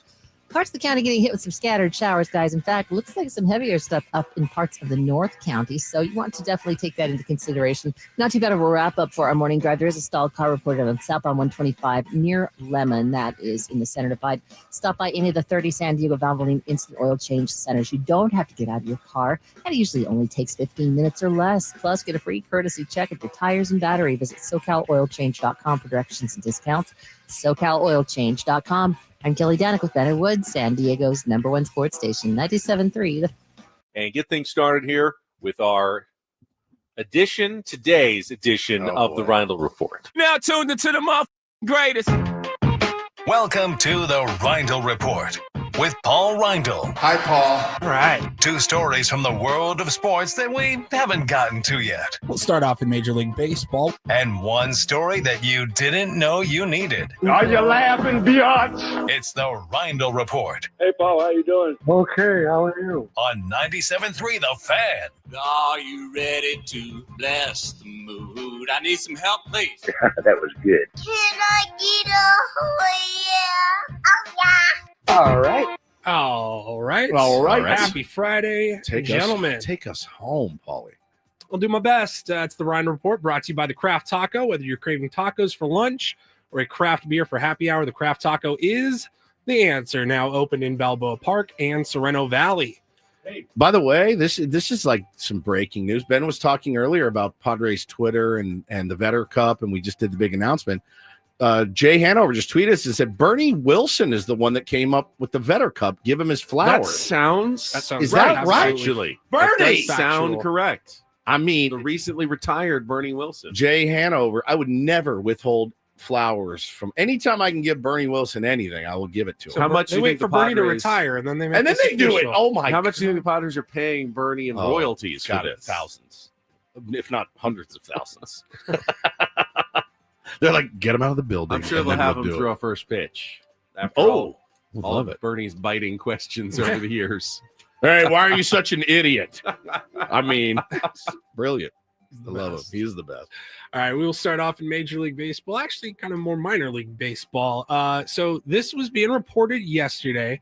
I believe it's officially a thing with the Miami Marlins. This is freaking weird. Well, Gabe Kapler working his he's part of the team. Oh, right? yeah. Right? He's in the front office. Is he still the assistant GM or I think so. Something like that. Yeah. Special assistant GM. Something like that. Something like that. Sounds like something he would have concocted. So the Miami Marlins are creating a practice squad, which I don't think any other baseball team has that. No, I mean, you saw in spring training, they had the German national team come in and play some of the Padres prospects. Those things happen. How many teams do the Padres have in their system? They have the Padres. They have AAA, AA, 2A balls. They have rookie ball, extended spring training. It's like 7 or 8. Yeah. So every team has a lot of these teams, but the Miami Marlins want to add another, and it's just a practice squad, and they're looking for former college and professional players. I would imagine there's going to be a tryout. It says here the Marlins player development system is seeking practice squad participants in Jupiter from April 1st to September 15th. It's $150 a day that you will make, and it requires availability from noon to 5 p.m. on approximately 10 to 15 home game days per month when the Jupiter Hammerheads are in town. So you're working about half the month, $150 a day. Okay. It's a unique opportunity to gain exposure to professional baseball players and coaches, enhance your understanding of high-level training tactics, and receive performance data on your practice sessions where applicable. Got tagged in this a couple times yesterday. Oh, you should get the tier 1s. Well, first of all, we're not in Florida. Number 2, I did not think of this, and leave it to former Padre great Robert Stock, who is a very, very smart dude. He tweeted it. So when I saw the thing, I go, oh, that's kind of cool. Like, dust off the cleats, get on back out there and actually, feel like you're helping out the squad. What's the problem? So Robert Stock said, I wonder if these won't turn into a workaround to sidestep minor league roster restrictions, especially if they sign a player or two from the practice squad eventually. Oh. And I went, leave it to the penny pinching Marlins to do something like this. I think for like a true guy who thought, I really don't dream of it anymore, but I like to play. I mean, you talk about how expensive it is just to run your baseball team. Oh my God. And this is a way you could play baseball and actually make a little money. Yeah. And the middle of the day is obviously not ideal. What is that? Is it noon to 5? Noon to 5. 9 to 5 job. But if you're like a Lyft driver or something, and you got time during the day to go play baseball and make some bucks, as opposed to paying whatever your fees are for your adult league team, really good competition against like real minor league baseball players. A former college player, you haven't gotten the job yet, trying to figure out what you're going to do with and there's your a life. lot of those guys around, man. There's a ton. Yes. One of the guys on the tier 1s is trying out for the Pioneer League soon. In April, one of our ace basically is independent ball. Yep, trying out for the Pioneer League. Brian Tolberg came out of the Pioneer League. I hope he doesn't make it. I mean, I'm good for him if he does, but who's going to pitch after that? I know. So, I think. Again, honestly, if it was any other team than the Marlins, I'd be like, I'm all in favor of this. Or like the A's did it. You're definitely like, what are you up to? Skeptical when it comes to the Marlins. If Robert Stock is skeptical about it, he really is a smart dude. And I did not even think about that. I went, little workaround for a practice squad signing or two. Yeah, you see it in the NFL all the time. They obviously have their practice squad guys where, guys go undrafted. But they don't have a minor league. You know what I mean? So that's like one chance to hold on to your dream, but there's no minor leagues there. So this was pretty interesting. I mean, they're lucky the Marlins. When you said $150 a day, part of me thought that's what you have to pay to Marlins. Pay them. It'll only cost you $150 a day. Yeah. All right, we'll move on. This is sports adjacent, but the return of a sports television show that I think everybody that has seen it likes. I don't know a lot of people that didn't like Ted Lasso. I know a lot of people that maybe haven't seen it yet, but everybody that I know that's watched it, they loved it. And, I didn't want to like it, but I did. Yeah. Same. It was so positive. It's so fun. So Ted Lasso season 4 has been officially confirmed by Apple TV Plus. Jason Sudeikis and the whole cast and crew, everybody is coming back. It's been a while, right? It's been like 2 years, I think. Yeah, it's the last definitely a while. I mean, they tied it up pretty well. I thought they did at the end of the last season. Well, the rumor is that he's going to be coaching a women's team now. Ted Lasso. So yeah, he went on the Jason Kelsey, Travis Kelsey podcast and revealed that it is officially a go. Coming back.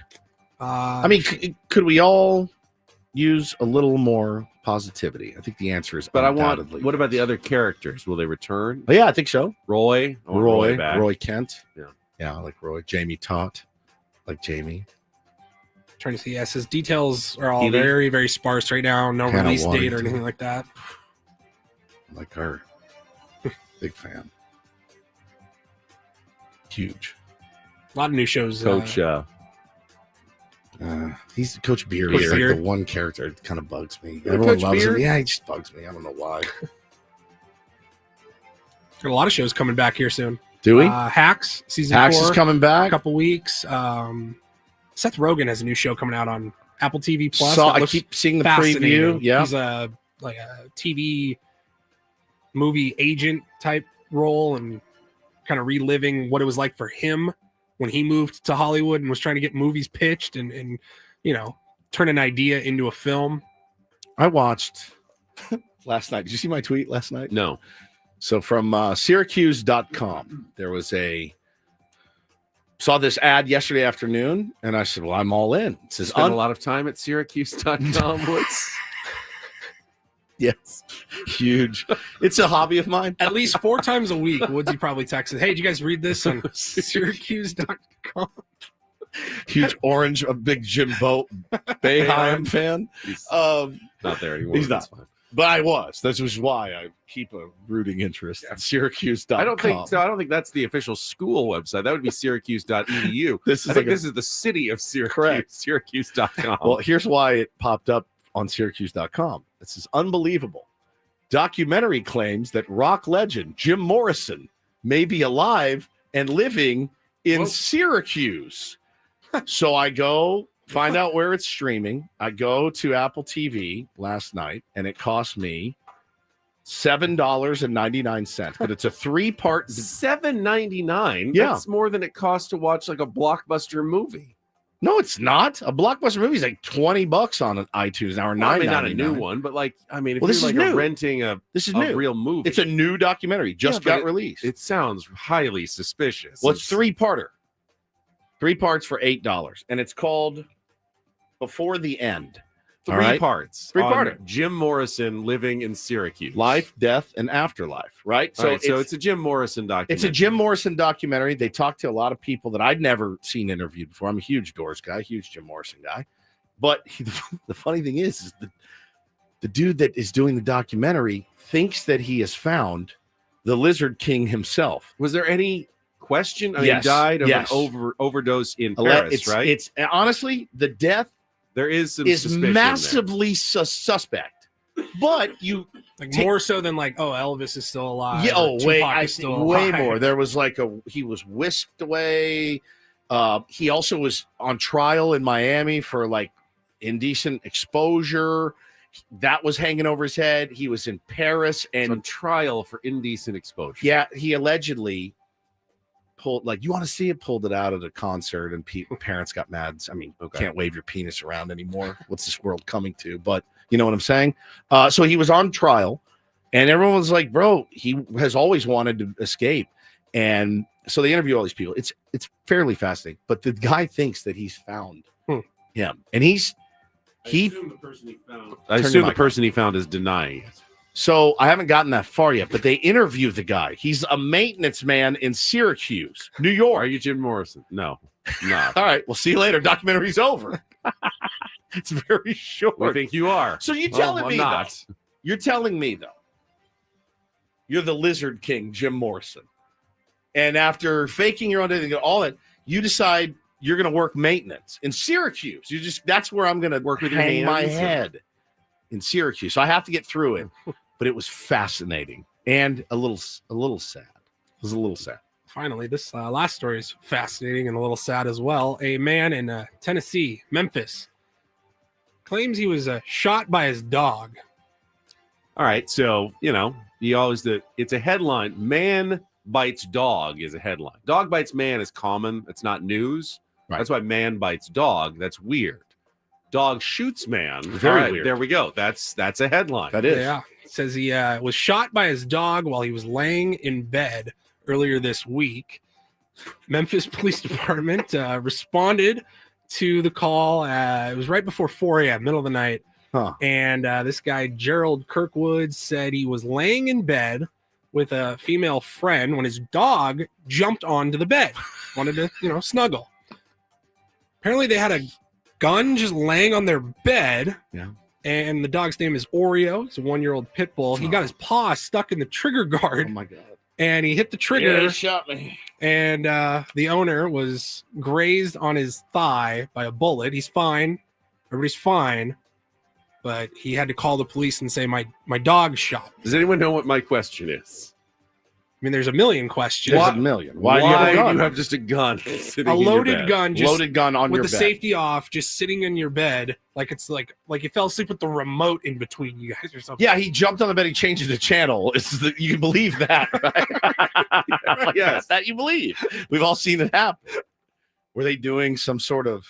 No, they were sleeping. Oh, they were sleeping. So maybe they had been doing some sexy gunplay. There's reports here. The female friend fled the scene after the accidental shooting. Every once in a while fallen asleep with my phone in my bed and not put it away. Usually I put it away to charge it. Right. But once in a while it doesn't get charged because I forget. I just don't see how you could fall asleep with your gun in your bed.